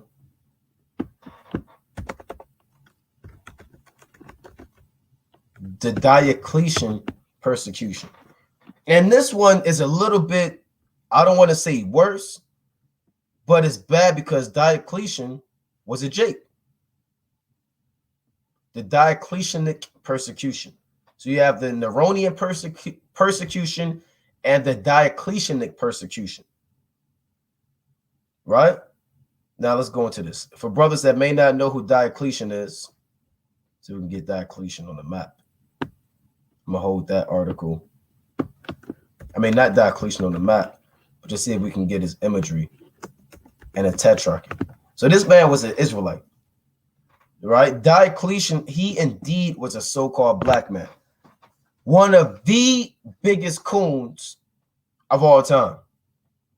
One of the biggest. And I mean, it's hard to really say who's the top. But I mean, you had Tiberius Julius Alexander. He actually led the siege of Jerusalem in 70 AD, an Israelite. Look it up. Tiberius Julius Alexander. We know Titus, he was running it, but he didn't have the understanding that Tiberius had. And Tiberius actually destroyed Jerusalem in 70 AD. But the credit was given to Titus because he's a so-called white man. Another coon and sellout and demon is Diocletian. So you had something during the crisis of the 3rd century called the Tetrarchy. Right? So the Tetrarchy was the Roman Empire divided into 4 places, and really given to 4 men. So Diocletian, he was top man in Rome. Let's see if I can get this map. Right, bear with me. I want to see if I can get this map in detail. Right, Diocletian and the Tetrarchy. Right, during the early church father age, that's what scholars call. You had Diocletian. Do I get where's this map at? They don't have a map. All right, let's see. I may just go back. I thought they were going to kind of go into it. All right, bear with me. Let's see. Okay, here you have it. All right, so here's your map key right here.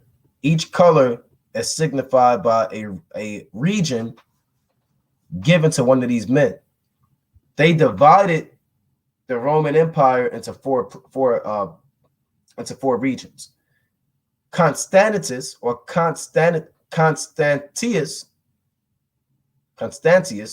he was Caesar.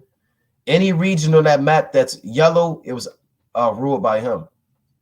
Maximian, as Augustus, any region in green was operated by him. Galerius, he was Caesar. Any region operated by pink on that map, it was done by him. And Diocletian, who was running it, anything in purple was by him. These dots right here, that's the dioceses and their boundaries. And anything that has a star are the capitals. So you can see the Roman Empire divided into 4 different regions. You can see the yellow, the green, the pink, and the purple. And this was to establish order as the Roman Empire began to fall, right? Due to plague, civil war, all hell breaking loose, debasement of currency, famine, natural disasters. Aurelian, Diocletian, these men, well, it started with Diocletian. They're the ones that really paved the way to restore that Roman Empire. You know, now these were Jakes. All of these men that we read about, right? Constantius, Maximian, Galerius, Diocletian are Israelites. That's why when you pull it up on the map or pull these guys up, you can see Salakia. You can clearly see that they're Jake, man. And how do you know they're Jake? Because their noses have been shot off from their face and chiseled and removed during the time period of iconoclasm, right? So during iconoclasm was during the Renaissance is when the Europeans, the Edomites, would whitewash images, break images, and even remove any physical features of an Israelite that was on these ancient statues. And you can see they took the nose off these guys, right? They took the nose off of him, off of this man, off of this man, and off of that man, because they didn't want you to see that Jake nose, and you can know that it was an Israelite, right? These were 4 Israelite men, but something about them was off. See, they see the woolly beard right there. This guy got the woolly beard and his nose missing. You see the wide eyes and the wide lips. These were Jakes, man. You could tell this is a Jake. This does not look like a so-called white man whatsoever. Right? And that looked like a brother. Right? You see his beard right there. That's how Jake beard come in. You know? Now, these were Israelites, and that's why they took their noses off. Because they didn't want to have that wide nose. Because as soon as that nose in there, you're like, man, that's a brother right there. Now, you see his lineup. He got his lineup, man. Right? He got his lineup right there. Got the cut. Esau don't have a cut like that. And they had crowns on their head as Caesar and Augustus. Right? Now, when you go into this man, he actually sold his soul and began to persecute Israelites on a massive level. Right? So here's your Diocletian or your Diocletianic persecution. Let's go into it. Right? Diocletianic persecution. So it reads, the Diocletianic or Great Persecution was the last and most severe persecution of the Christians in the Roman Empire. right? And like we brought out, Yahushua warned us that we will have persecution and we'll be hated of all men. You know, that we will have to drink of that cup. Let me get that in Matthew chapter 20. And that's why some men say the Diocletianic persecution excelled the Neronian persecution.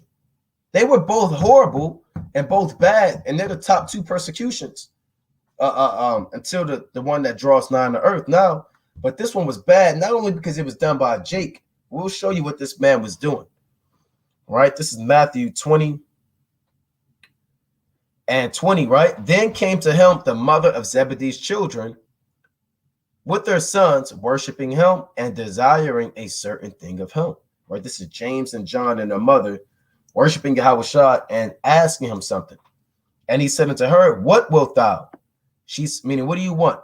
She said unto him, grant that these my two sons may sit, the one on thy right hand and the other on the left in thy kingdom. So she wanted to get them positions of authority. But Yahushua answered and said, ye know not what ye ask. Are ye able to drink up the cup that I shall drink of, and to be baptized with the baptism that I am baptized with? They said to him, we are able. So Yahushua asked him, are you willing to be tortured, crucified, be put to death, deal with affliction, deal with martyrdom, pain, suffering? All of that is in a cup. It's not a cup of damn apple juice or a cup of orange juice. Are you willing to drink of the orange juice? But it has pulp in it, so just make sure you shake. That's not what it's talking about, man. Or drink a little bit of the apple juice, a little bit of tart, but you just throw a little bit of sin. No, man. This cup is a cup of affliction and a cup of persecution. And they said we are able. And we have to be saying, we are able. And we have to drink of that cup, huh? Right? And he said unto them, ye shall indeed drink of my cup and be baptized with the baptism that I am baptized with. But to sit on my right hand and on my left is not mine to give, but it shall be given to them for whom it is prepared of my Father. You see that? So every man, if it was prepared by the Father for you to drink of that cup, you're going to have to drink of it, no matter what.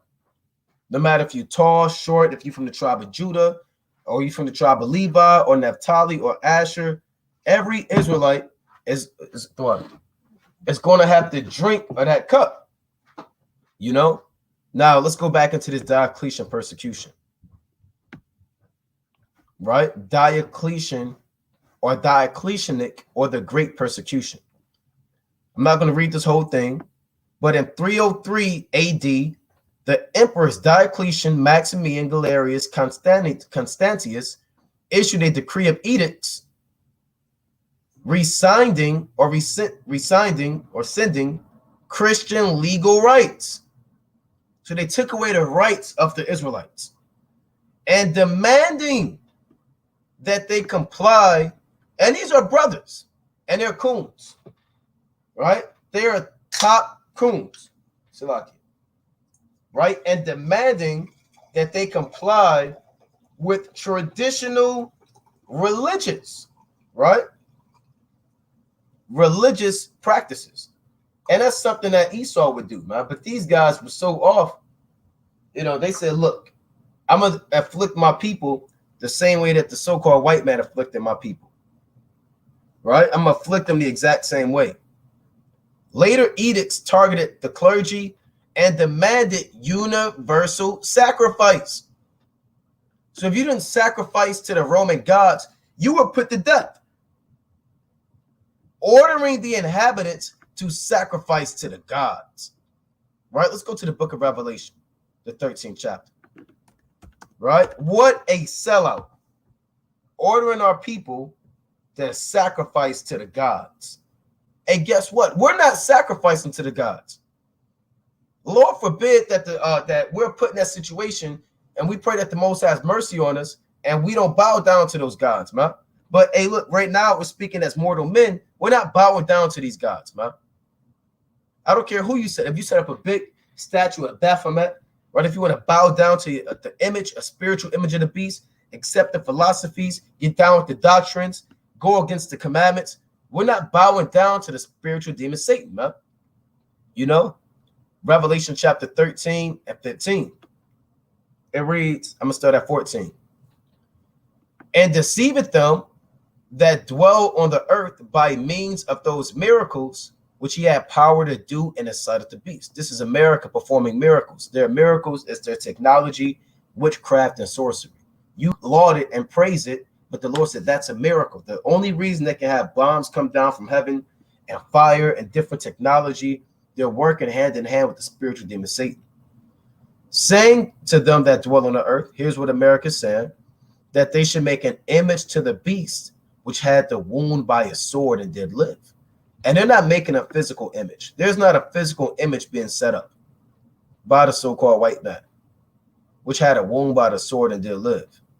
This is spiritual, a spiritual image, right? If we say we're going to tarnish your image, right, or two celebrities or rappers or any mortal men are beef, and they say, look, man, you trying to mess up my image. Your image is your character, your name, what you stand for, your reputation, and what you represent.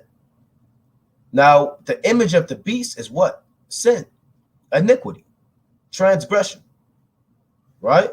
And this beast had a wound by the sword and did live. So they're going to make a resemblance of what was going down in ancient Rome.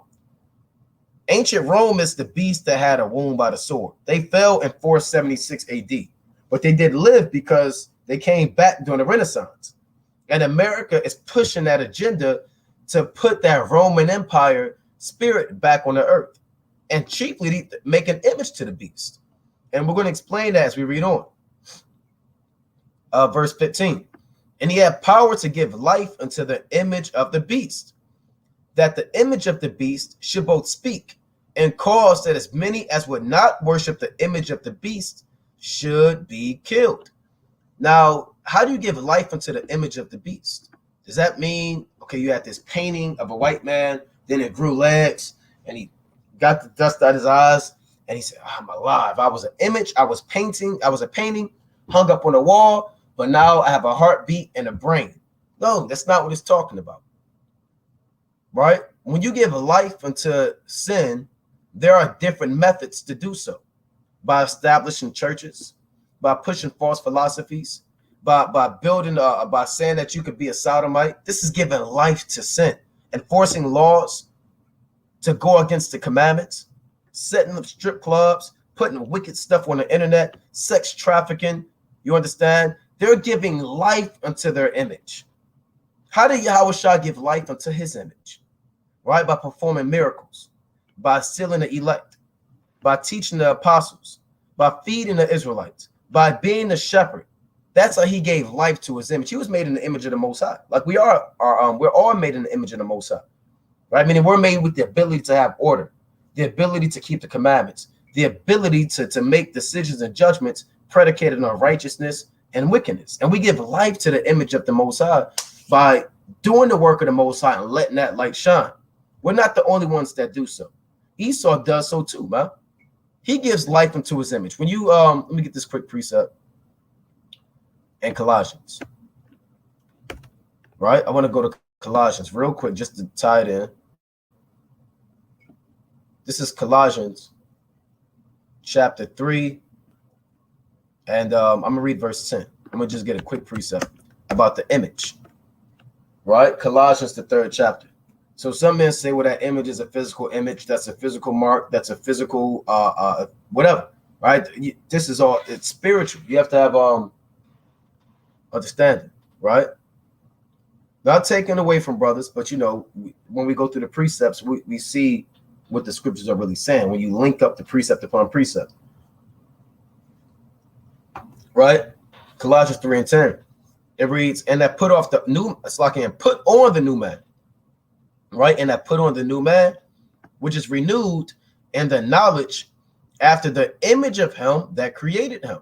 So the old image is everything you read prior in this chapter. The old image and the image of the beast, because we know in Genesis, the Most High said, let us make man in our image. Meaning with the ability to keep the commandments, the ability to discern righteousness and wickedness. We were made in the Most High's image. And its likeness, the likeness meaning you have a head, shoulders, knees, and toes. You can understand. But now, as you're in the world, you're made into the white man's image. Esau, he wants to be the Most High. He said, I'm going to make man in my own image. Yeah, I know what the Most High said. keep the commandments, whatever, serve God. And to hell with that. I'm going to mold man in my own image. And I'm going to make man be a fornicator. And I'm going to mold man to commit blasphemy. And I'm going to mold man to commit filthy communication out of the mouth. I'm going to mold man to lie to one another. You got to put off that old image, the old you, and put on a new man, which is renewed after the image of him that created him. And we're being forced to get down with this image because Esau gave it life. Right? And when you don't have any understanding and you're dead and you're lost, you're going to seek to what you think is life or light. Right? And that's why people worship the image of the beast, man. And he had power to give life unto the image of the beast, that the image of the beast should both speak. Right? Does that mean it's literally talking? No, it means what? Like if you see a painting, put up a painting, it says this image is speaking to me. People that go to museums or they're into art, classic art or ancient art, they'll get there and say, this is speaking to me. They even say now an image, speaketh 1,000 words. Now, it's not literally speaking to you. It's not literally talking to you.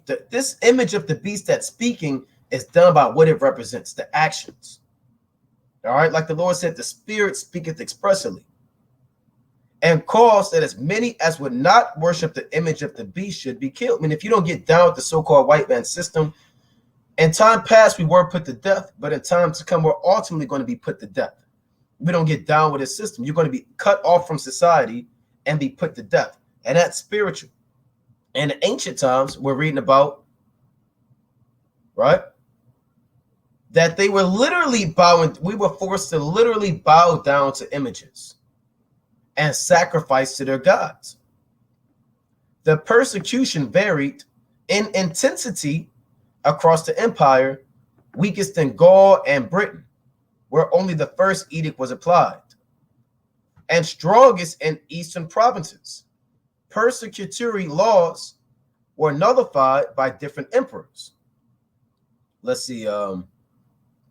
Christians have been subject to intermittent local discrimination in the empire, but emperors prior to Diocletian were reluctant to issue general laws against the religious group.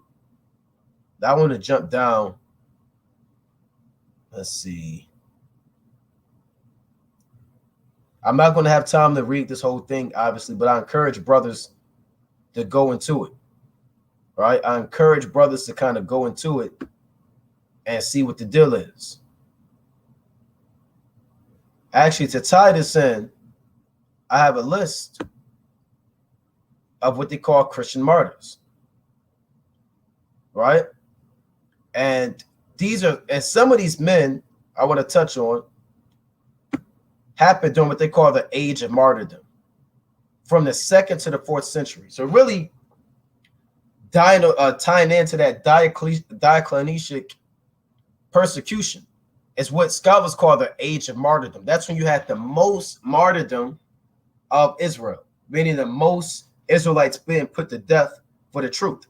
And they give you key men: Polycarp of Smyrna, Justin Martyr, Cilician martyrs, Perpetua and Felicity, Ptolemaeus and Lucius, Pothenius, Pope of Fabian, Sebastian, Shmona, Agnes of Rome, Felix, right? And these are actual men. Polycarp was an actual man who was taught under or raised under the tutelage of John the Revelator, right? Polycarp, the church father and bishop of Smyrna. So when you go into John, the book of Revelation, right, you read about the church the church of Smyrna. That church bishop was Polycarp. Let's go to Revelation. I know I'm kind of moving fast, right? I'm moving fast, but that's all right, right? So the 7 churches are documented. Revelation chapter 2 and 8. And unto the angel of the church in Smyrna write, these things saith the first and the last, which was dead and is alive, right? That's Yahushua. I know thy works and tribulation and poverty, but thou art rich, And I know the blasphemy of them which say they are Jews and are not, but are the synagogue of Satan. Right? And we know that's speaking about Amalek. Right? Even though you have wicked Israelites who say that they're Israel, but they're not really Israel. Fear none of those things which thou shalt suffer. Right? And really, this speaks to us now, but also it was honed in on that church at that time. He was literally talking to the church. Yes, we apply it now to our lives, but at that time they were reading that and they were the first ones to get this. Fear none of those things which thou shalt suffer. Behold, the devil shall cast some of you into prison. And that some of you is Polycarp, who is the bishop, that ye may be tried, and ye shall have tribulation 10 days. Be thou faithful unto death, and I will give thee a crown of life. Now, and there was other men outside of Polycarp, but Polycarp was the bishop of Smyrna. Where is Smyrna at? Here's the location of Smyrna, number 2. Right on his map key, the 7 churches of Revelation, Smyrna is number 2. Now let's go back to Polycarp. Okay, Polycarp was a bishop of Smyrna. Let's see. Polycarp had been a disciple of John the Apostle, right? And John ordained him the bishop of Smyrna. See that? John ordained him the bishop of Smyrna. So if John set him up, he was on a high level, right? Polycarp is regarded as one of 3 apostolic fathers, right? 3 apostolic fathers. So he was a big deal. Everybody knows about Polycarp, right? And people say, well, I want to be the Apostle Peter back on the earth. I want to be King David. I want to be Abraham. And you have other men, righteous men outside of men documented in the scriptures, man. Polycarp was a righteous man, right? St. George the Dragon Slayer, right? You had a lot of mighty men of the Lord that were on the earth. You have men outside the apostles that were mighty men. Now, the point I want to touch on is I want to go into, I'm going to have to type this in because they may not really go into it the way I want them to. Right? Polycarp. Now, check this out. Polycarp's martyrdom. Because sometimes, a lot of brothers, they'll read about martyrdom and you put your head down and you try to figure out, I don't know how I'm going to go through that. But when you really read these accounts of your forefathers being martyred, there are plenty of times of when the so-called white man tries to kill him, but they survive, right? He tries to do this to him and they end up surviving. Or he does this to him and they end up surviving. Or he does this to him and they end up surviving. So our forefathers, it's really a testament of faith. Let's see what I want to touch on.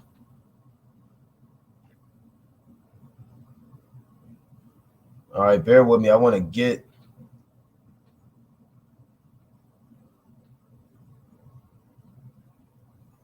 Okay, so here's the account of Polycarp, right? So about him being delivered up. The police and horsemen came with the young man at supper time on a Friday with their weapons as if coming out against a robber. That evening, they found him lying down in the upper room of a cottage. He could have escaped. This is the account of him being delivered up. He could have escaped, but he refused, saying, the Most High wills be done. When he had heard that they had come, he went down and spoke with them. They were amazed at his age and steadfastness. And some of them said, why did we go to so much trouble to capture a man like this? Right? Immediately he called for food and drink for them and asked for an hour to pray uninterrupted. They agreed, and he stood prayed, so full of grace and of the Most High that he could not stop for 2 hours. Brothers could barely pray for 3 minutes. The men were astounded, and many of them regretted coming to arrest such a godly and venerable old man. So I want to jump down to the point. As Polycarp was being taken into the arena, a voice came to him from heaven, be strong, Polycarp, and play the man. No one saw who had spoken, but our brothers who were there heard the voice. When the crowd heard that Polycarp had been captured, there was an uproar. The proconsul asked him whether he was Polycarp, or hearing that he was, he tried to persuade him to apostatize, saying, have respect for your old age, swear by the fortune of Caesar, repent and say, down with the atheists. Polycarp looked grimly at the wicked heathen multitude in the stadium, and gesturing toward them, he said, down with atheists, swear, urged the proconsul, reproach Hamashiach, and I will set you free. See that? Basically said, I want you to denounce Yahushua, and I will set you free. All you got to do is denounce Yahushua. Right? You don't have to do nothing else. Just denounce him. Reproach him. Right? Just do it, and you'll be set free. And this is something that brothers are going to have to experience in those days, man. That's the hour of temptation, right? Esau denounced the Most High. Who is this Yahweh that you serve? Who is Yahushua? Reproach him. Eat this. Bow down to this. Sin this way. And I'll set you free and your family. Right? You might be in some camp. You might be in a prison room somewhere. And Esau, he's holding a gun to your head or to your child head. And look, I need you to do this. You do this. Look, I don't want to do this. You and me both know this can be done an easy way. Reproach Hamashiach, and I will set you free. That's what he told Polycarp. Now, what did Polycarp say? 86 years have served him. So he was in the truth for 86 years. Some brothers been in the truth for 3 years. I don't know if I can still serve the Most High. Oh, this is hard. I've been in this thing for 7 months, 10 years, nine years. Oh, how can I endure? I feel like giving up. This man was serving the Most High in the truth 86 years. And brothers are fainting after 4 years. Right? You're having thoughts after 3 years. You know, you're denouncing the Most High and freaking off, man, after 2 months. So our forefathers, they were in a different spirit. 86 years have I served him. Polycarp declared, and he has done me no wrong. How can I blaspheme my king and my savior? You know, and the Most High put that in his mouth, man. He said, 86 years have I served him, and he has done me no wrong. How can I blaspheme my king and my savior? And that's the spirit we want to be in those days. We pray that Yahweh, Ba'ashmi Yahushua, puts us in that spirit, man. Anything less than that or anything other than that is unacceptable. Right? We want to go hard in those days, man. For the Most High. He has done us no wrong. We agree. We've been serving the Most High. He has done us no wrong. How can I blaspheme my king and my savior? You know, and he old and he probably shaking the hand, right? Sweating. And you got a picture, you got all of the Romans and all of the people cheering him to be put to death. And he's standing bold for the name of the Lord, man. Bold for Yahweh Yahushua. Right? Matthew chapter 24. And let me jump up real quick. Salakia. Right? Matthew chapter 20. Actually, I went Matthew 10. Salakia. Right? Let's go to Matthew 10. So, you know, our forefathers, they were definitely, and mighty is a good word, but when you facing death, eye to eye, you 86 years old, you know, and all, you know, just reproach Christ and you'll be delivered up. I mean, you'll be set free. Right? This Matthew 10 and 19, that's beyond mighty, man. Right? Matthew 10 and 18, and you should be brought before governors and kings for my sake, for a testimony against them and the Gentiles, but when they deliver you up, take no thought how or what ye shall speak, for it shall be given you in that same hour what ye shall speak. Right? So let's go back to this. Where's Polycarp? Let me read this again. Reproach Christ and I will set you free. Polycarp said, 86 years have I served him. Polycarp declared, and he has done me no wrong. How can I blaspheme my king and my savior? So here's more attempts to make him submit. So here's what the Esau said. I have wild animals here. Right? So Jake said, no, I'm not getting down with it. Polycarp said, I'm not bowing down to the spiritual demon Satan. Esau didn't say, all right, well, I guess the show's over. No, Esau said, I have wild animals here. Lions, bears, tigers. I have wild animals here, the proconsul said. I will throw you to them, right? If you do not repent, meaning if you don't stop serving the Most High. What did Polycarp say? He said, call them. Call them. You got wild bears? You got wild lions? Call them. And that's bold.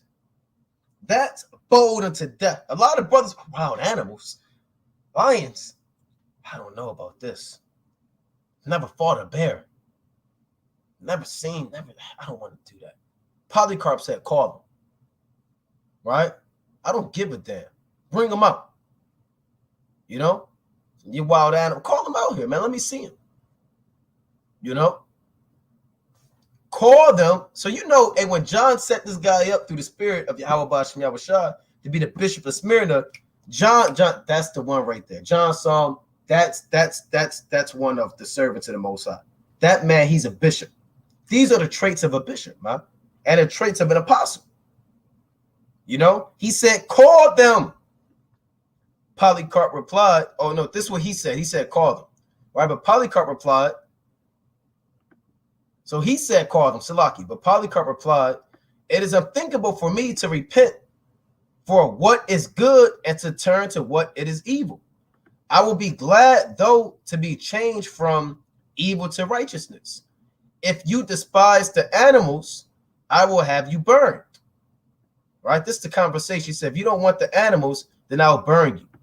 You threaten, Polycarp said, you threaten me with fire, which burns for an hour and is then extinguished, but you know nothing of the fire of the coming judgment and eternal punishment reserved for the ungodly. Why are you waiting? Bring on whatever you want. I mean, you know, so you can't explain this, man. You can't explain the feeling you get when you read about your forefathers calling on the name of the Lord. You threaten me with fire that burns for an hour and then is extinguished, but you know nothing of the fire of the coming judgment and eternal punishment reserved for the ungodly. Why are you waiting? Bring on whatever you want. And that reminds me of Second Maccabees, the 7th chapter, right? When a son, right, the last son, where the mother exhorted him, he said, what are you waiting for? Right? What wait ye for? Let me get that in Second Maccabees 7. And that's the spirit we want to have, right? That's the spirit we want to have in the Most High, right? Second Maccabees, chapter 7, and verse, let's see, verse 30. While she was yet speaking these words, the young man said, whom wait ye for? Let's get this thing rolling. Right? I saw my other brothers die. Look, I got somewhere I gotta be. Why are you trying to tell me not to serve? Let's get it going. Let's get this show on the road. Let's get it over with. If you want to kill me, kill me. If you want to torture me, man. If you want to burn me, burn me. I don't have time to sit around.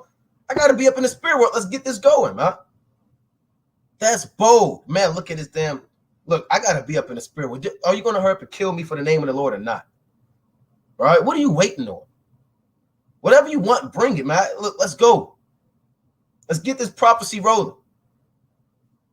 I will not obey the king's commandment, but I will obey the commandment of the law that was given to our fathers by Moses. Right?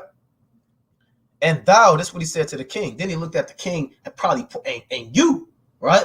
Probably shook the hand. And thou, that has been the author of all mischief against the Hebrews, shall not escape the hands of God. And that's what Polycarp said, man. Right? He said, why are you waiting? Bring on whatever you want. Then they prepared the fire. Right? He said, I got wild animals. I don't care about the wild animals. I got fire. Bring it on. Give me what you got. And this is exciting, man. I get excited going into this. I get hyped up.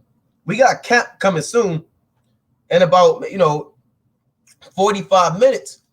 And I'm excited, man. I read about this and that boosts my faith. That boosts my spirit. And I wanted to go into other men, but I just don't. I may not have time, man. Right? I want to go into Polycarp. right? Saint George, right? I encourage brothers, read Saint George the Dragon Slayer. Read about the tortures, that how they tried to torture this man, how he survived every one. Read about the all of your martyrs, man, the martyrs of Israel, and see these different accounts of how the so-called white man wanted them to be put to death, and wicked Jake, but they just kept surviving. Esau tried to behead you, but the damn blade, it just never works.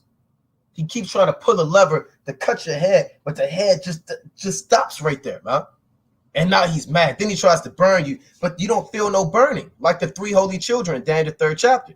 Then he throws you to the lions. Then the Most High shut the mouth of the lions. Then he tries to shoot you, but his guns never work. Nothing can affect you, man, because the Most High got these angels around you. Then you start shaking the hand at him, and he dropped dead, according to the words of the Most High. That's the power that the Most High has, right? So read on. The fire is prepared. It was all done in time it takes to tell, right? The crowd collected wood and bundles of sticks from the shops and public baths. The Jews, as usual, were keen to help. So you have wicked Israelites helping out, right? Wicked coons. And the Most High said in John chapter 16 and 1 on down, they that kill you will think that they do God's service. So you're going to have wicked Jews helping out. Coons, the Jews as usual. That's sad. We're keen to help. That's one of the sad points of our people, man. Coonery, right? While the pile was ready, Polycarp took off his outer clothes. So they're making a fire ready. So this saint, this elder, he takes off his outer clothes, undid his belt, and tried to take off his sandals, something he was not used to do, as the faithful always raced to do it for him. So other men raced to take off his sandals, each wanting to be one to touch his skin. This is how good his life was. But when they went to fix him with nails, he said, leave me as I am, for he that gives me strength to endure the fire will enable me not to struggle without help of your nails. Right? So they simply bound him with his hands behind him like a distinguished ram chosen from a great flock for sacrifice, ready to be an acceptable burnt offering to the Most High. He looked up to heaven and said, O Lord God Almighty, the Father of your beloved and blessed Son Yahushua Mashiach, by whom we have received the knowledge of you, the God of angels, powers, and of every creature, and of all the righteous who live before you, I give you thanks. See that? That you count me worthy to be numbered among your martyrs. So our forefathers was on a different level, right? He's not, oh, what do I do? God, please help me. Save me from this situation. Deliver me from the fire. He said, I thank you for counting me worthy to be one of your martyrs. That wouldn't be the thoughts of a lot of men. That wouldn't be the thoughts of a lot of, Lord, please help me. Lord, please, I know I didn't read. I know I kind of fell short, but Lord, help me, please, anything. Just get me out of this jam. What? Like a creep.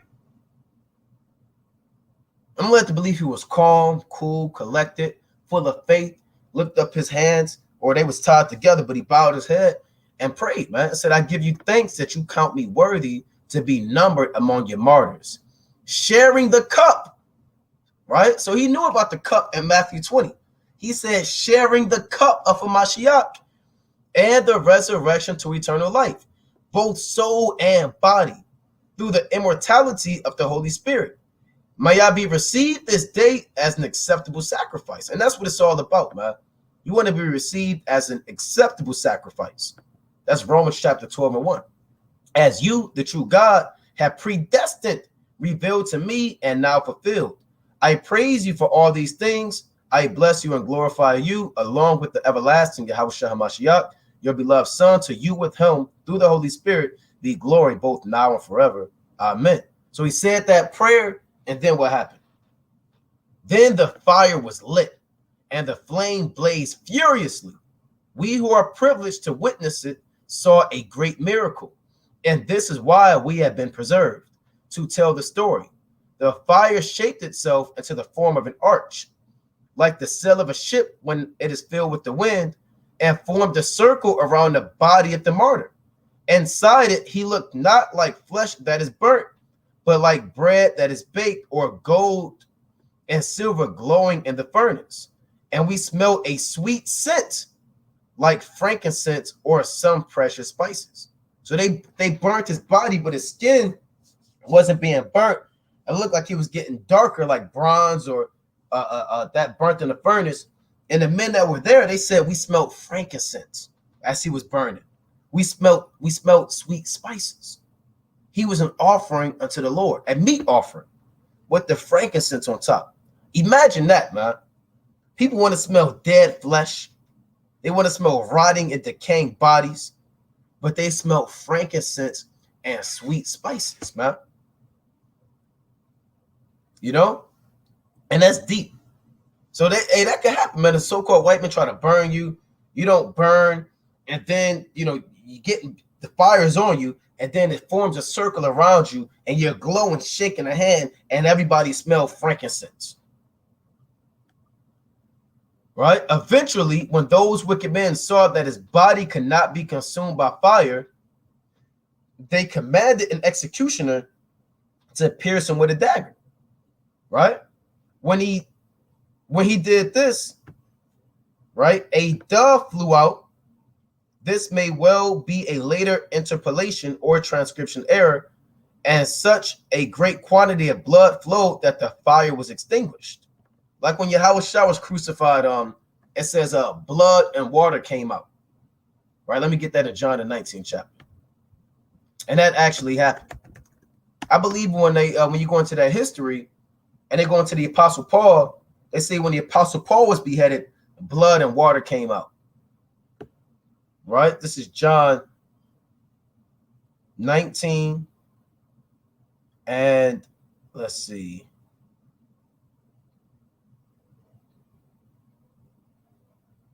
I believe that may be in Luke.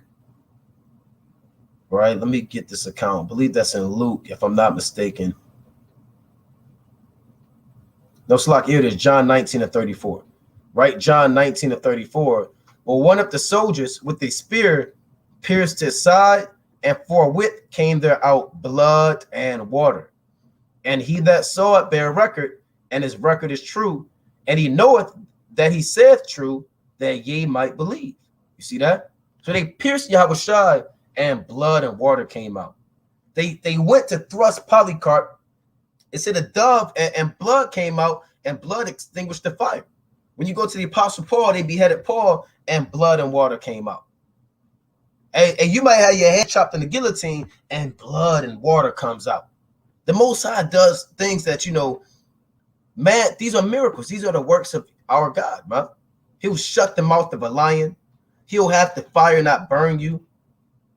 The Most High will do anything, man, for his saints. He's running the show. Pontius Pilate told Yahushua, don't you know I have power to crucify you? Yahushua said you won't have power unless it was given to you from the Father. And then he kind of got cut by it. He got emotional after that. Right? Pontius Pilate did. Right, let's go on. Right, the crowd were so it says the blood came out and the fire was extinguished.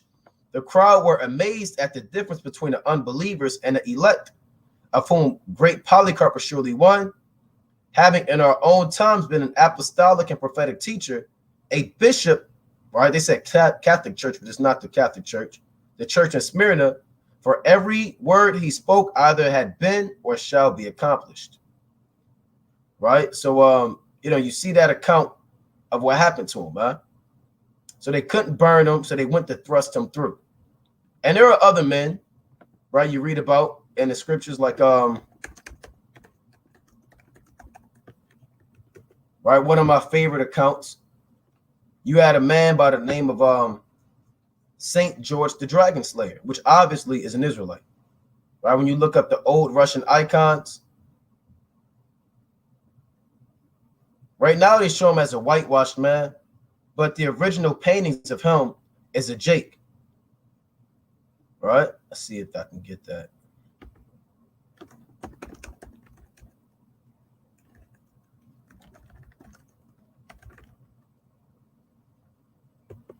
Yeah, and really, that's I mean, a mighty title, the Dragon Slayer. Imagine the brother out there teaching, and the brother comes, and the brother's name is so and so, the Dragon Slayer, right? Slaying the damn devil. Trying to find a dark image. Okay, here's one. Saint George and the Dragon. You can clearly see that this is a dark-skinned man. Right? You can clearly see that. That's plain. A dark-skinned man, and he's known as the Dragon Slayer. Now, when you go into his martyrdom, let's see. Right? Let's get this real quick. Saint George the Dragon Slayer. See, now they got him as an Edomite. I hate these damn devils, man. We can't even have martyrdom. We can't have anything, man. We can't even have being put to death for Yahweh Bashmel without the so-called white man lying and saying he was put to death. He's the damn dragon. Right? The most famous martyr to emerge from the Diocletian persecution is Saint George of Saint George and the Dragon fame. This is little that is known for sure about George, but it seems he was a young Christian tribune from Palestine chosen to guard the Roman Emperor Diocletian. Right? Now, you can read about this on your own, but he was in the army, and they put out a decree in the Roman army that said any Roman soldier who's serving Yahweh Shai is exiled and gets put to death. That's what happened to St. George. He was a mighty warrior. He went to many battles, slew many men, and he still believed in Yahweh Shai. He was like Cornelius, right? Cornelius was a centurion. You had soldiers in Luke, the 3rd chapter. This man was a mighty man. And when you go into his martyrdom, he told his soldiers, right? Check this out. When Diocletian's edict for all soldiers to perform the sacrifice to pagan gods was issued in 303 AD, George refused. Right? George refused. Now, I want to go into it. Right? I wanted them to go into the accounts of him being his martyrdom, but I want brothers to go into that, right? Right? If you have time in the Shabbat, go into the faith of St. George and see how they tried to martyr him and kill him, but it could never really happen, man.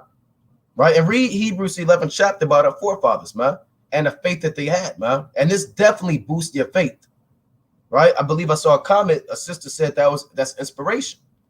You know, inspiration means to breathe breath into you, right? In meaning inside, inspirare meaning breath. So true inspiration gives you life, gives you hope, and that's what these accounts do, man. The Most High said, "Whatsoever things were written aforetime were written for our learning, that we through patience and comfort of the scriptures might have hope." Right? But with that, I'm gonna close up, giving, of course, all honor and all glory to Yahweh. By Shema Mashiach Wamalak Yahushai. Most High willing you were edified. Most High willing you keep the Sabbath holy. No buying, no selling on the Sabbath, no sex, no lewdness, no speaking your own words, no doing your own pleasures. Call upon the name of Yahweh by Yahushai and praise him and glorify him. Kwam Yashala. Shalom.